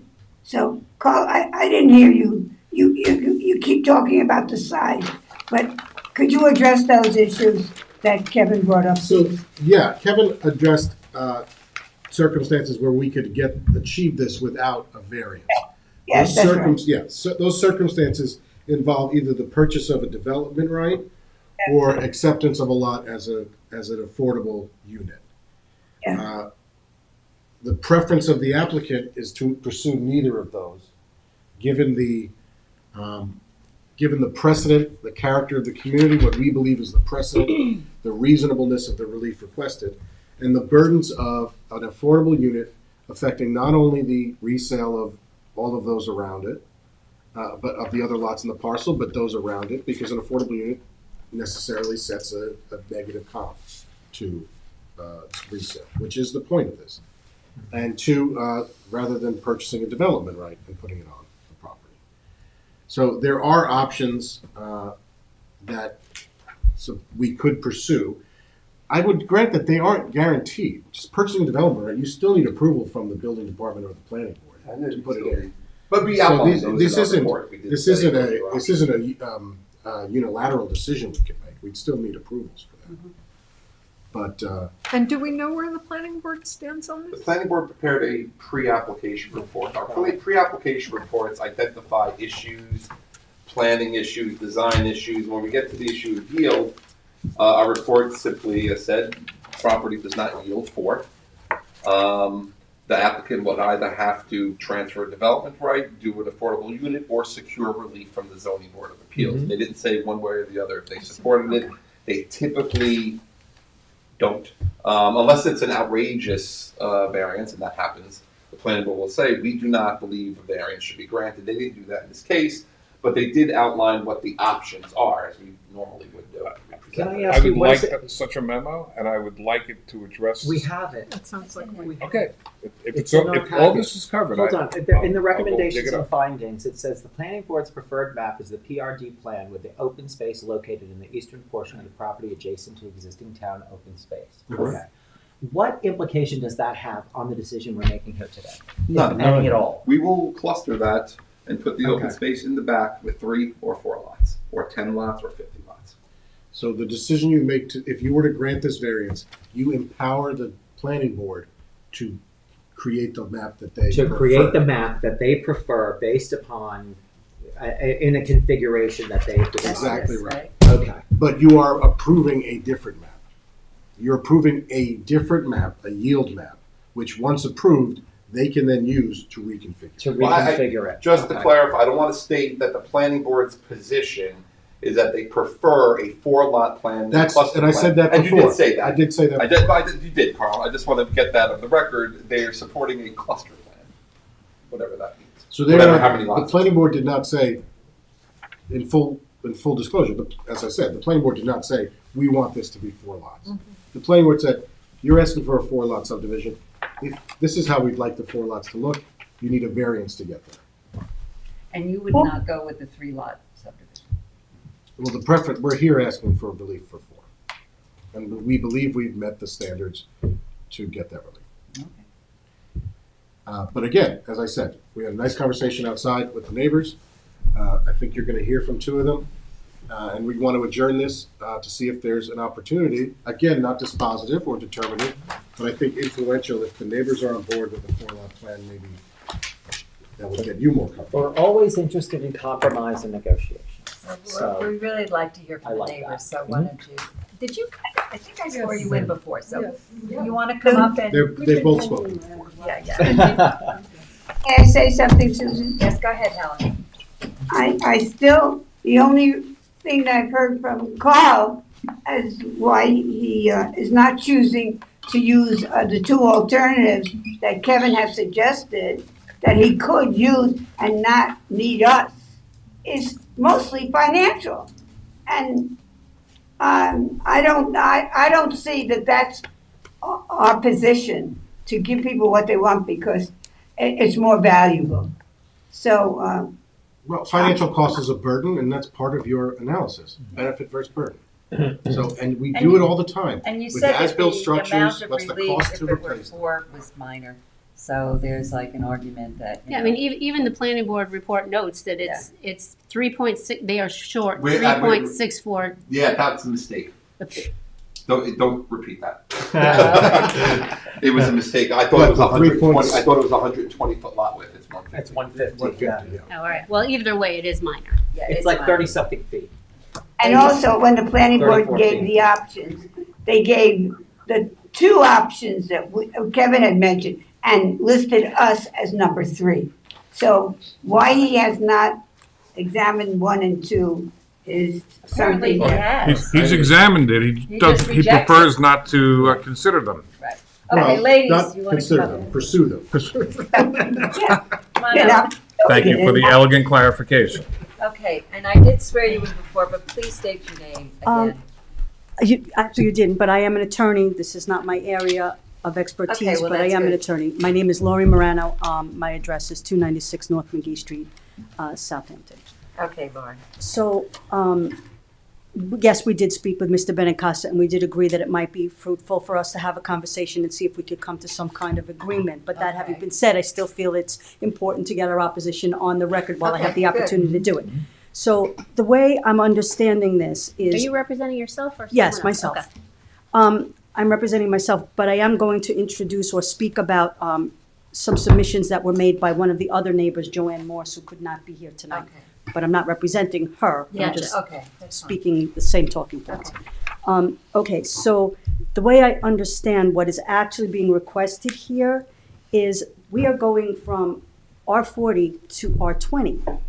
So that's really what's happening here. So I know it's being phrased as a couple of feet here or there, it's just very close, we're right almost there, but we're going from R40 to R20 is what we're doing. So our lots are all R40. Now, the lots next door to us are now gonna be R20. There are other subdividable lots on the block that people are going to be looking for subdivision approval, and those people might be looking for R20 as well. So this is really setting a precedent in terms of reducing the whole character of the neighborhood from R40 to R20. Yes, there are a few irregularly shaped lots that have been there for God knows how long, but we submitted in writing in a letter, Joanne Morse did in her January 2nd letter, a list of the immediately surrounding properties. And I actually she had prepared, and I have for the board here, a map that shows the immediately surrounding properties and the frontages. Thank you, I think we have to get onto that later. Correct, thank you. That show that everything's 150 or above. That has to do with the width issue. And I know there may be some lots that are smaller somewhere around there, but not in the immediate surrounding area. And again, we're talking about going from R40 to R20, which is a big change. And can I just ask for clarification on that? Why do you say that you're going from R40 to R20? Because the lots of, if there's 4 lots there, they're gonna be smaller than So- 40,000. But they're very close to. Yeah. None of this is correct. Yeah, I know. The I yield guess that's- map conforms to R40. That it has to do, except for that one lot. So he's not asking for an R20 lot. He's just saying that the one lot is deficient. Right. As for the R20 zoning, when the planning board clusters lots, the lots become smaller than what the zoning requires because we're taking a bunch of land away. So that the state law requires that the planning board, when they're clustering, apply the appropriate zoning setbacks for the smaller lots. So we may create 20,000 square foot lots. Yes, the planning board is going to do that. And then we're going to apply R20 zoning or whatever the zoning is, but the yield map in question complies with the R40. So to be clear, there's no density being calculated based on R20. I just want to No, but she is saying that the lots will be developed pursuant to R20, so it is kind of 3 or shifting. 4 lots Three or four will be developed. The planning board's clustering All here. of the lots So in- the lot, and the here. lots are not going to conform to zoning at the end of the subdivision process. The planning board's going to make them cluster. The lots are going to be smaller than what the zoning requires, and we're going to get reduced setbacks. That's what the code allows the planning board to do. And if I could just expand, regardless of whether you grant this relief or not, they're gonna cluster it at R20. Because they want smaller lots and open space. Is that fair to say? 100%. Even if it's 3? Even if Yeah. you're developing 3, we're gonna The be lots may R20? be larger. No, the lots could be larger than obviously.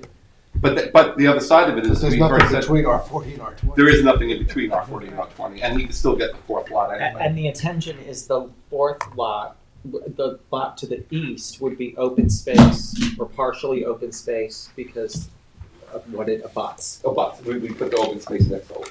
Okay. This, Yeah. that's the end of it. I'll open it up, so. Right. All right, well, let's let Ms. Moreno keep. Sorry. Yeah, keep going. So the other point I wanted to make, and I think Ms. Morse had submitted an additional letter dated February 19th, which maybe you guys got very recently, maybe you haven't seen it, I'm not sure. This was attached to it, which is a rendering of what the property could look like if 3 lots were built there. So these would be 3 beautiful R40 lots, and this would cause no problem at all. So this is the other option, other than doing a cluster map and doing, reducing the So the square planning footage. board, people submitted alternative plans to the planning board, which the planning board did not consider, because we don't consider plans submitted by people who are not the applicant.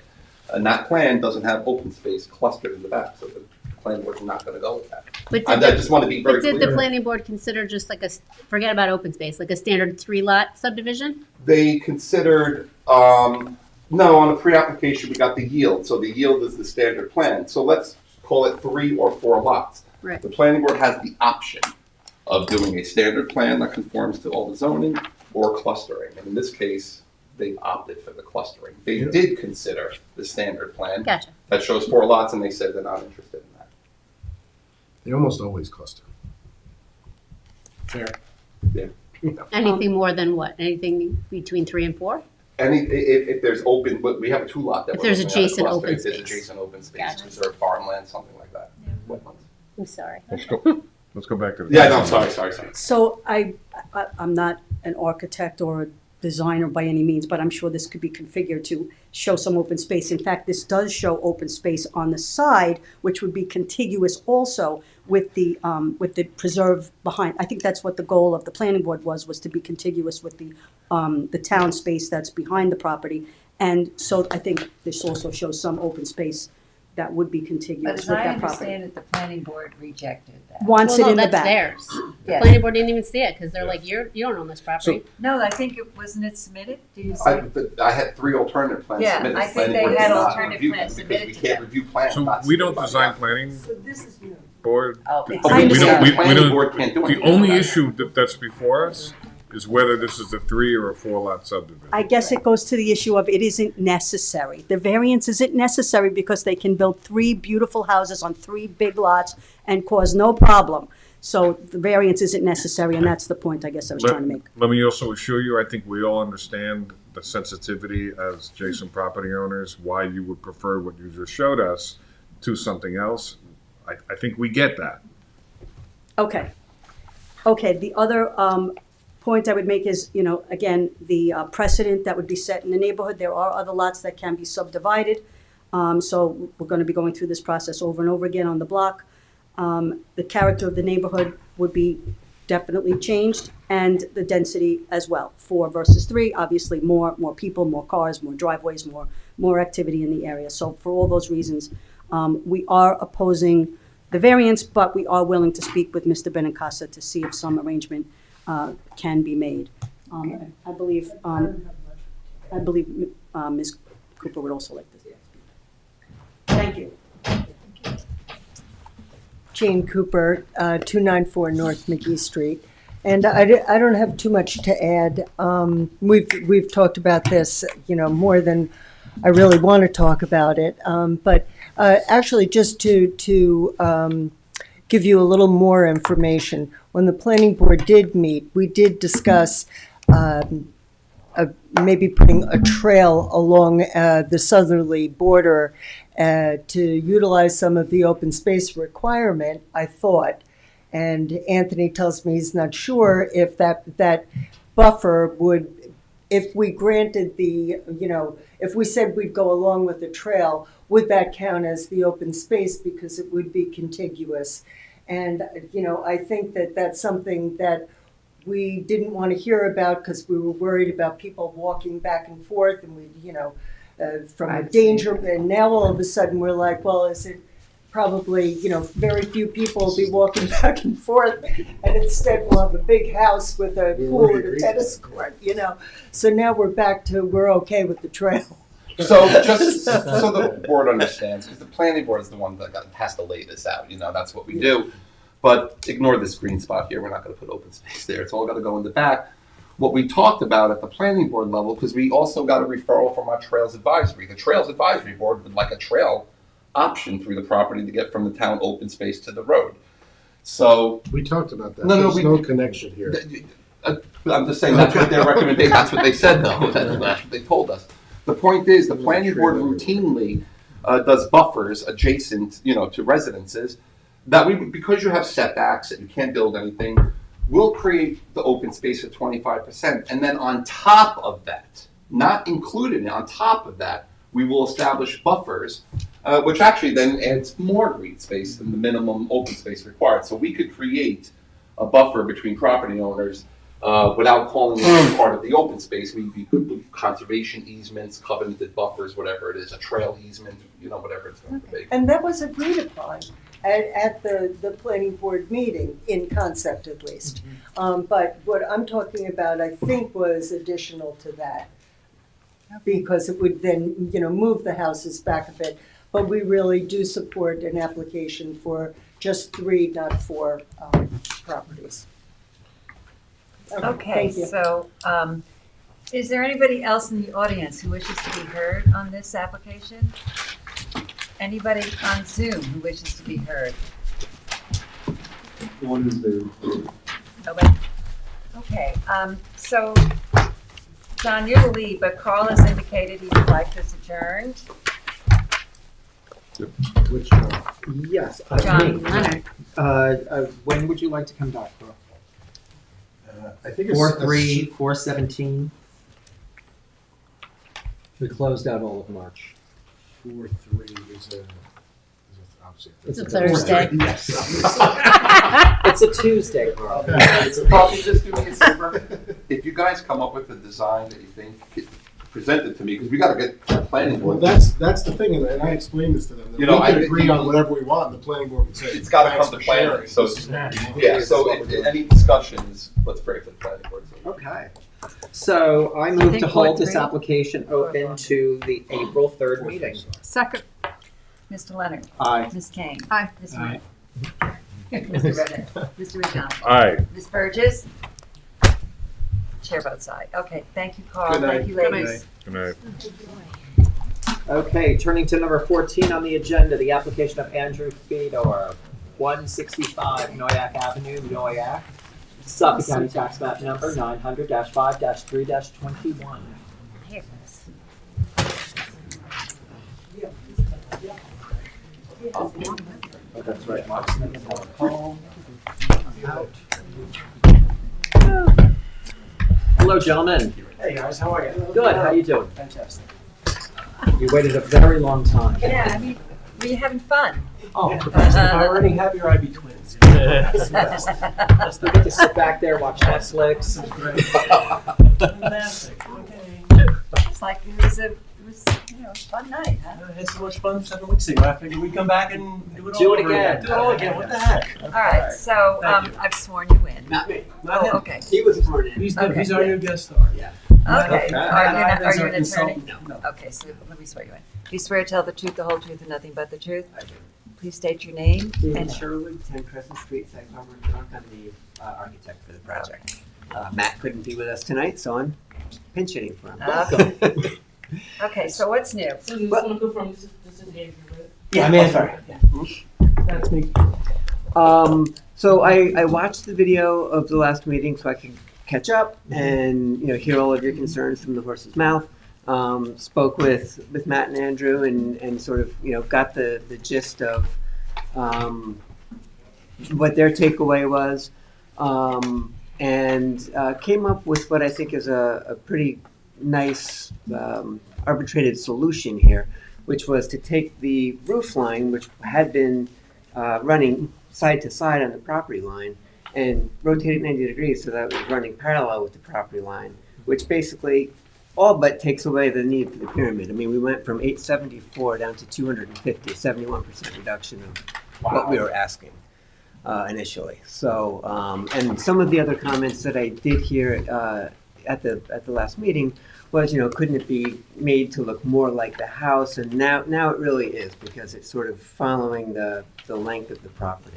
It's a long, narrow piece, is Yeah. that all? Correct. It's And a 45 feet and wide. I think we 420 talked feet about, wide. yeah, So it's yeah. challenging from that perspective. but, Yeah.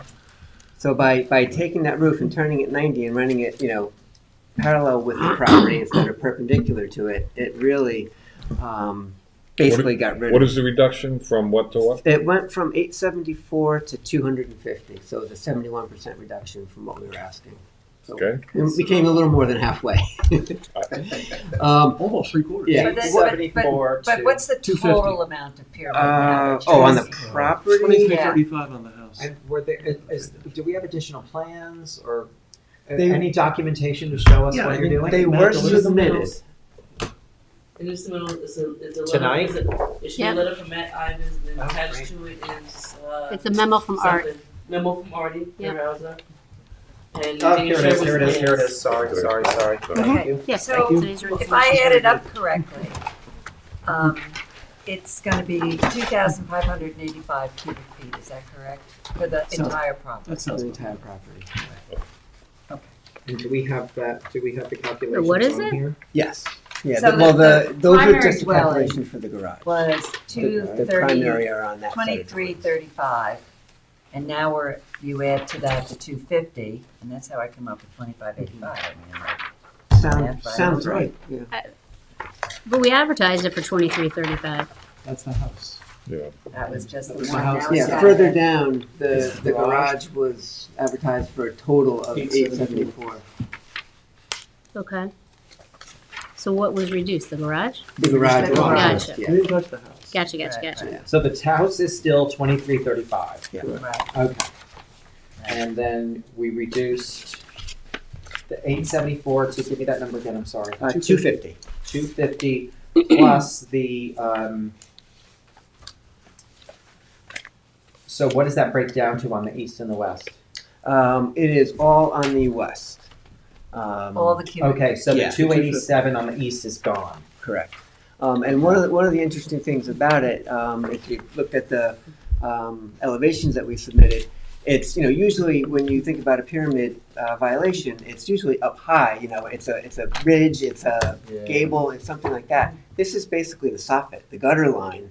It starts out of compliance, and then actually, as the line goes up, the roof pitch actually falls into compliance. So it's the bottom of the roof, not the top of the roof. Perfect. So Well done. Yeah, we tried. Yeah, hey, you succeeded. It's very good. Okay. Okay. Well, we asked you to take a look at it, and you did. So, any other questions on this Nope. application? Is there anybody in the audience who wishes to be heard on this application? Anybody on Zoom who wishes to be heard? Okay, John, this is Yes, yours. I move to close the public hearing on this application, hold it open for written submissions to March 7th for the decision on March 20th. Wait, I'm sorry, someone just put their hand up. Is that okay? Well, no, it's not. It's too late. No, it's not too late. No, It's not too no, it's not. We haven't voted. We haven't voted. I'm like, no. Okay, let's see who's coming in.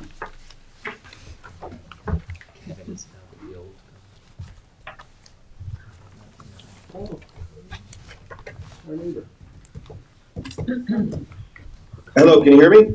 Yes, we can't see you, but we can hear you. I don't know if you really want to see me. Well, oh, there you are. No, that's perfectly nice. Okay. Are you an attorney? I am, yes. Okay, so I don't have to swear you in, but your name, please? My name's Kevin Coughlin. Okay, and where do you live? So it's my mom's house. It's at 161 Noyak Avenue. Okay. It's the property line that would be right abutting where the garage is going to be. Okay. Okay, And go so ahead. we really just had one question. Look, we're just asking, obviously it's going right back to where our garage, and I think it's like, if I remember right, it's at 6 feet from her property line is where the garage is going.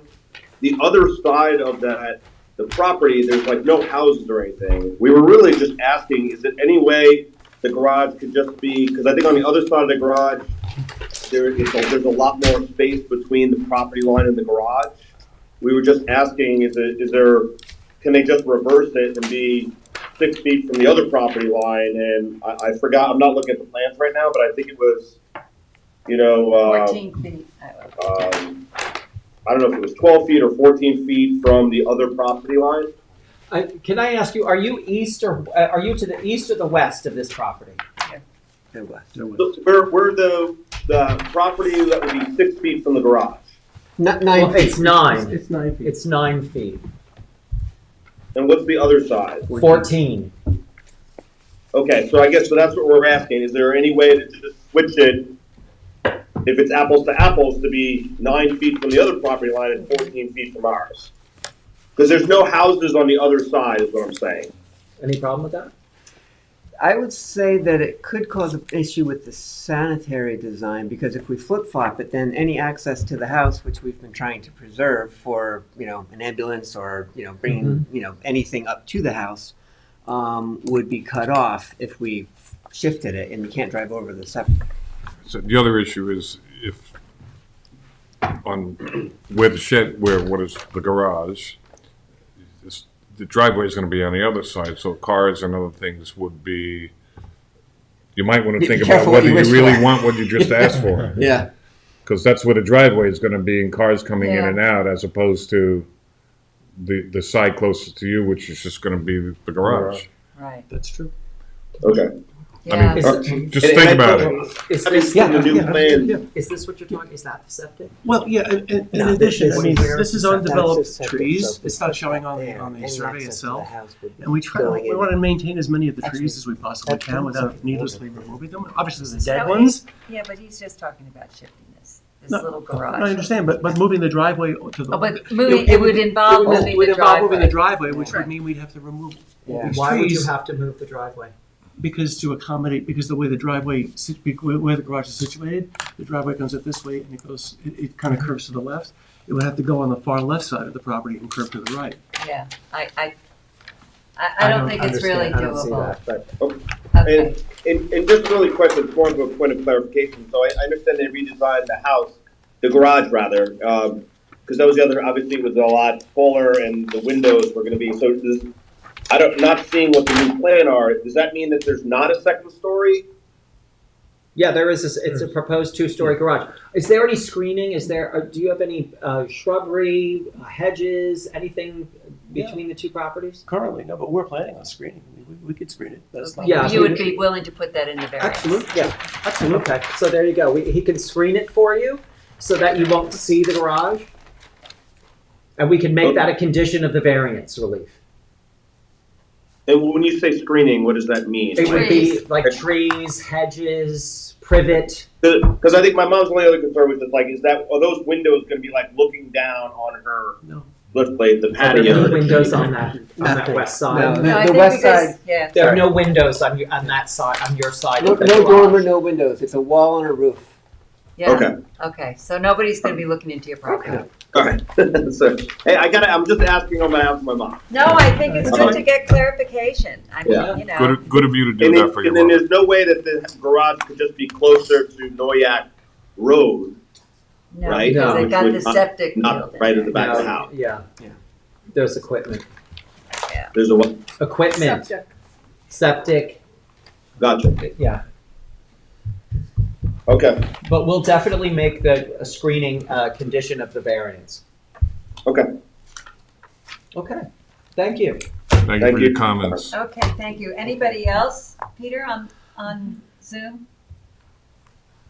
Okay. No one else. All right, John, this is So- yours. Yeah, so I already made my motion. I'll make it again. I move to close the public hearing on this application, hold it open for written submissions to March 7th with a decision on March 20th. Second. Mr. Leonard. Aye. Ms. Kane. Aye. Mr. Redmond. Aye. Mr. McDonald. Aye. Ms. Burgess. Aye. Chair votes aye. Okay, thank you for your hard work. Thank you very much. Appreciate much appreciated. Okay, Decisions. It's a decent part, yeah. Okay, I guess I'll do Ryman. Yep, just a reminder for Vyman, that was the one that was the minor, remember, that we closed, we were waiting on written subs, we never got anything. Okay. You gave that to me. Oh, all right. Vayman and Drago. Okay, good. Okay. Okay, So I have a decision in the application of Alexander Vyman, Suffolk County Tax Map number 900-260-4-39.3. Whereas on February 27, 2023, Linda Ruisi of Definitive Design filed an application on behalf of Alexander Vyman seeking minor variances for a proposed front covered porch. And whereas the application appeared on the June 15, 2023 agenda as a minor variance, Pursuant to the town code, no testimony was taken and the application was closed with written submissions due by June 30th, 2023, for a decision to be rendered on July 6, 2023. This decision was continually adjourned for the submission of a revised survey. And whereas by letter dated December 6, 2024, the agent for the applicant was notified by certified mail return receipt that the rendering of a decision was going to be adjourned for a final time until February 20, 2025. And whereas no response or revised survey has been submitted, now therefore be it resolved that the application of Alexander Diamond in connection with variances for a proposed front covered porch is hereby denied without prejudice. Is there a second? Second. Mr. Leonard? Aye. Mr. McDonald? Aye. Mr. Ribbon? Aye. Ms. Kane? Aye. Ms. Burgess? Aye. Chair votes aye. Okay, you got the next one too? Yes. Okay. I have a decision in the application of Salvatore Michelle Drago, Suffolk County Tax Map number 900-367-2-9. This application is for property located on 20 Layla Lane, Remsenburg, Spion. Applicants request relief to legalize an outdoor kitchen and gazebo constructed pursuant to a building permit issued in error and a garage addition constructed without the benefit of a building permit. While this board does not condone work done without permits, with screening provided, it does find that the application passes the standards set forth in New York State Town Law and the Town Code.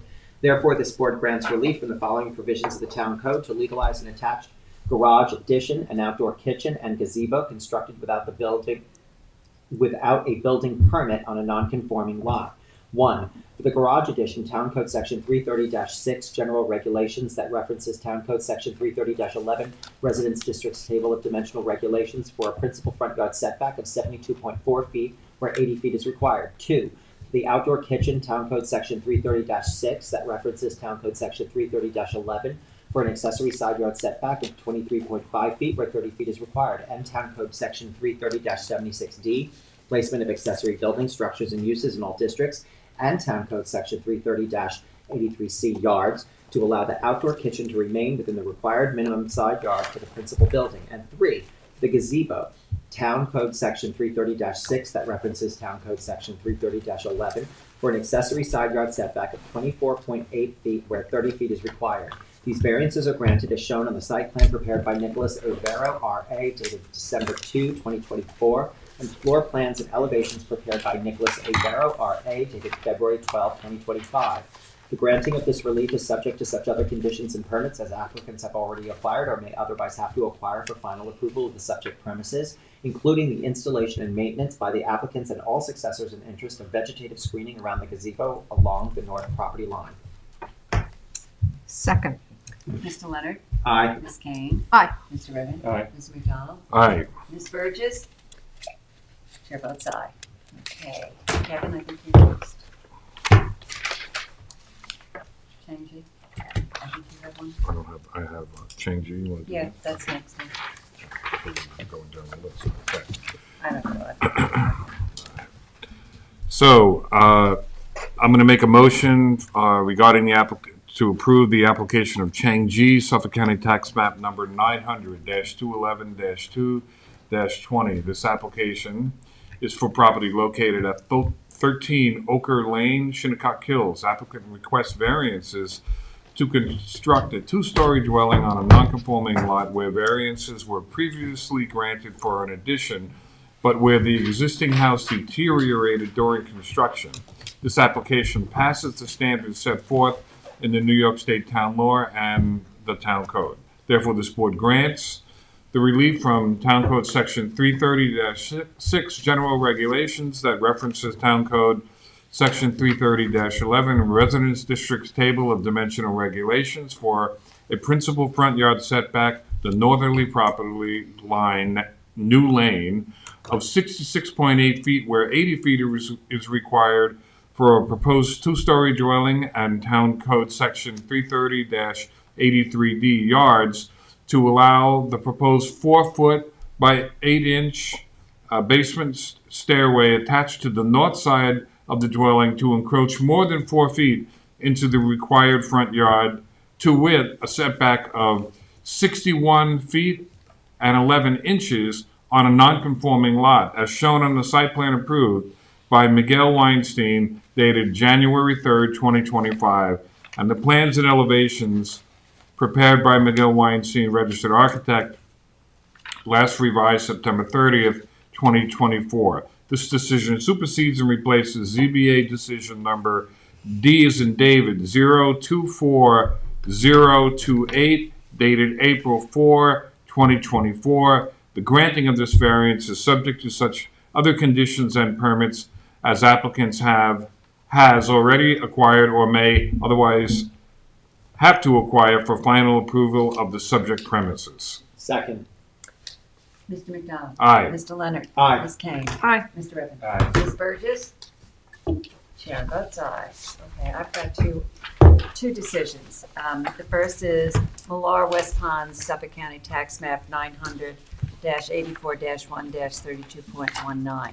This application is for a property located at 32 West Pond Drive, Bridgehampton. Applicant requests variances in connection with proposed basketball court that is screened by existing privet hedge and proposed adjacent to an agricultural reserve on a lot burdened by 2 front yards. This board finds this application passes the standards set forth in New York State Town Law and the Town Code. Therefore, this board grants relief from the following provisions of the Town Code for a proposed basketball court, Town Code Section 330-6, General Regulations that references Town Code Section 330-11, Resident Districts Table of Dimensional Regulations, for an accessory distance from the street setback of 39.5 feet where 70 feet is required, and Town Code Section 330-76D, Placement of Accessory Buildings, Structures, and Uses in all districts, and Section 330-83C, Yards, to allow the proposed basketball court to be located in the required front yard, as shown on the survey prepared by Stephen Borelski, LS, last dated October 2nd, 2024. The grant of the foregoing relief is subject to such other conditions and permits as applicant has already acquired or may otherwise have to acquire for final approval of the subject premises. Second. Mr. Leonard? Aye. Ms. Kane? Aye. Mr. Redmond? Aye. Ms. McDonald? Aye. Ms. Burgess? Aye. Chair voted aye. And the second one I have is a minor. It's on 15 Rogers Lane, Suffolk County Tax. It's 15 Rogers Lane LLC, Suffolk County Tax Map 900-354-3-3.2. This application is for property located at 15 Rogers Lane, Remsenburg, Spion. Applicant requests minor variances to construct additions to an existing dwelling. The board finds the application passes the standards set forth in New York State Town Law and Town Code. Therefore, for the reasons set forth herein, this board grants relief from Town Code Section 330-11, Resident District Table of Dimensional Regulations, for 1, a principal front yard setback of 53.3 feet, where 60 feet is required, for a proposed one-story addition to the east side of the building. 2, a principal front yard setback of 49.5 feet, where 60 feet is required, for a proposed covered front porch. 3, a principal front yard setback of 58.9 feet, where 60 feet is required, for a proposed window bump out, as shown on the survey prepared by John Minto, LS, last dated January 28, 2025, and the floor plans and elevations prepared by Vincent Lucarelli, VL, Architecture and Consulting, dated May 7, 2023. Grant of the foregoing relief is subject to such other conditions and permits as applicant has already acquired or may otherwise have to acquire for final approval of subject premises. Second. Mr. Leonard? Aye. Ms. Kane? Aye. Mr. Redmond? Aye. Mr. McDonald? Aye. Ms. Burgess? Chair votes aye. Okay, Julie, you take us to Yes. the end. Okay. Fasten your seatbelts, I've got 3. Yes. Alira Hoffman and Stephen Hartigan, Suffolk County Town Map 900-61-1-69. This application is for property located at 16 Cove Road, North Sea. The applicant requests variances for a proposed swimming pool on a non-conforming lot burdened by wetlands. With the continued maintenance of screening required, this board finds that the application passes the standards set forth in New York State Town Law and the Town Code. Therefore, the board grants relief from Town Code Section 330-6, General Regulations that references Town Code Section 330-11, Residence District Tables of Dimensional Regulations for an accessory side yard setback of 13 feet where 20 feet is required, and Town Code Section 330-76D, placement of accessory buildings, structures, and uses in all districts, and Town Code Section 330-83C, yards, for a proposed pool to be located in a required side yard for the principal building on a non-conforming lot as shown on the survey prepared by John F. Berliski, LS, last revised May 16, 2024. The granting of this relief is subject to such other conditions and permits as applicant has already acquired or may otherwise have to acquire for final approval of the subject premises, including the continued maintenance by the applicant and all successors in title of the existing vegetative screening. Second. Ms. Kane? Aye. Mr. Leonard? Aye. Mr. Redpath? Aye. Mr. McDonald? Aye. Ms. Burgess? Aye. Chair votes aye. 28-32 Bittersweet LLC, Suffolk County Town Map 900-3-1-40.1. This application is for property located at 28 Bittersweet Lane, Noyak. Applicant requests a variance to allow the construction of an elevated pool patio to be located in the required front yard on a lot located in a flood zone where the pool might be slightly elevated. This application passes the standards set forth in New York State town law and the town code. Therefore, the board grants relief from Town Code Section 330-83A4 yards to allow a proposed elevated pool patio higher than 1 foot above ground to be located in the required front yard as shown, as shown on the survey prepared by F. Michael Hemmer, LS, last dated October 25, 2024. The granting of this relief is subject to such other conditions and permits as applicant has already acquired or may otherwise have to acquire for final approval of the subject premises. Second. Ms. Kane? Aye. Mr. Leonard? Aye. Mr. Redpath? Aye. Mr. McDonald? Aye. Ms. Burgess? Aye. Chair votes aye. John Egan, Suffolk County Town Map 900-320-2-18. This application is for property located at 4 Hampton Harbor Road, Hampton Bays. Applicant requests variances to allow a swimming pool to be constructed within the required side yard for the principal building where the premises is burdened by 2 front yards. This application passes the standards set forth in New York State town law and the town code. Therefore, this board grants relief from the town code section 330-76D, placement of accessory buildings, structures, and all uses in all districts, and section 330-83C, yards, to allow for a proposed swimming pool to be located within the required side yard for the principal building, as shown on the survey prepared by Stephen Berilski, LS, last dated October 26, 2024. The grant of the foregoing relief is subject to such other conditions and permits as applicant has already acquired or may otherwise have to acquire for final approval of the subject premise. Second. Ms. King? Aye. Mr. Leonard? Aye. Mr. Redpath? Aye. Mr. McDonald? Aye. Ms. Burgess? Aye. Chair votes aye. Is there a motion to close? Motion to close. Second? Second. All in favor? Aye. Meeting adjourned.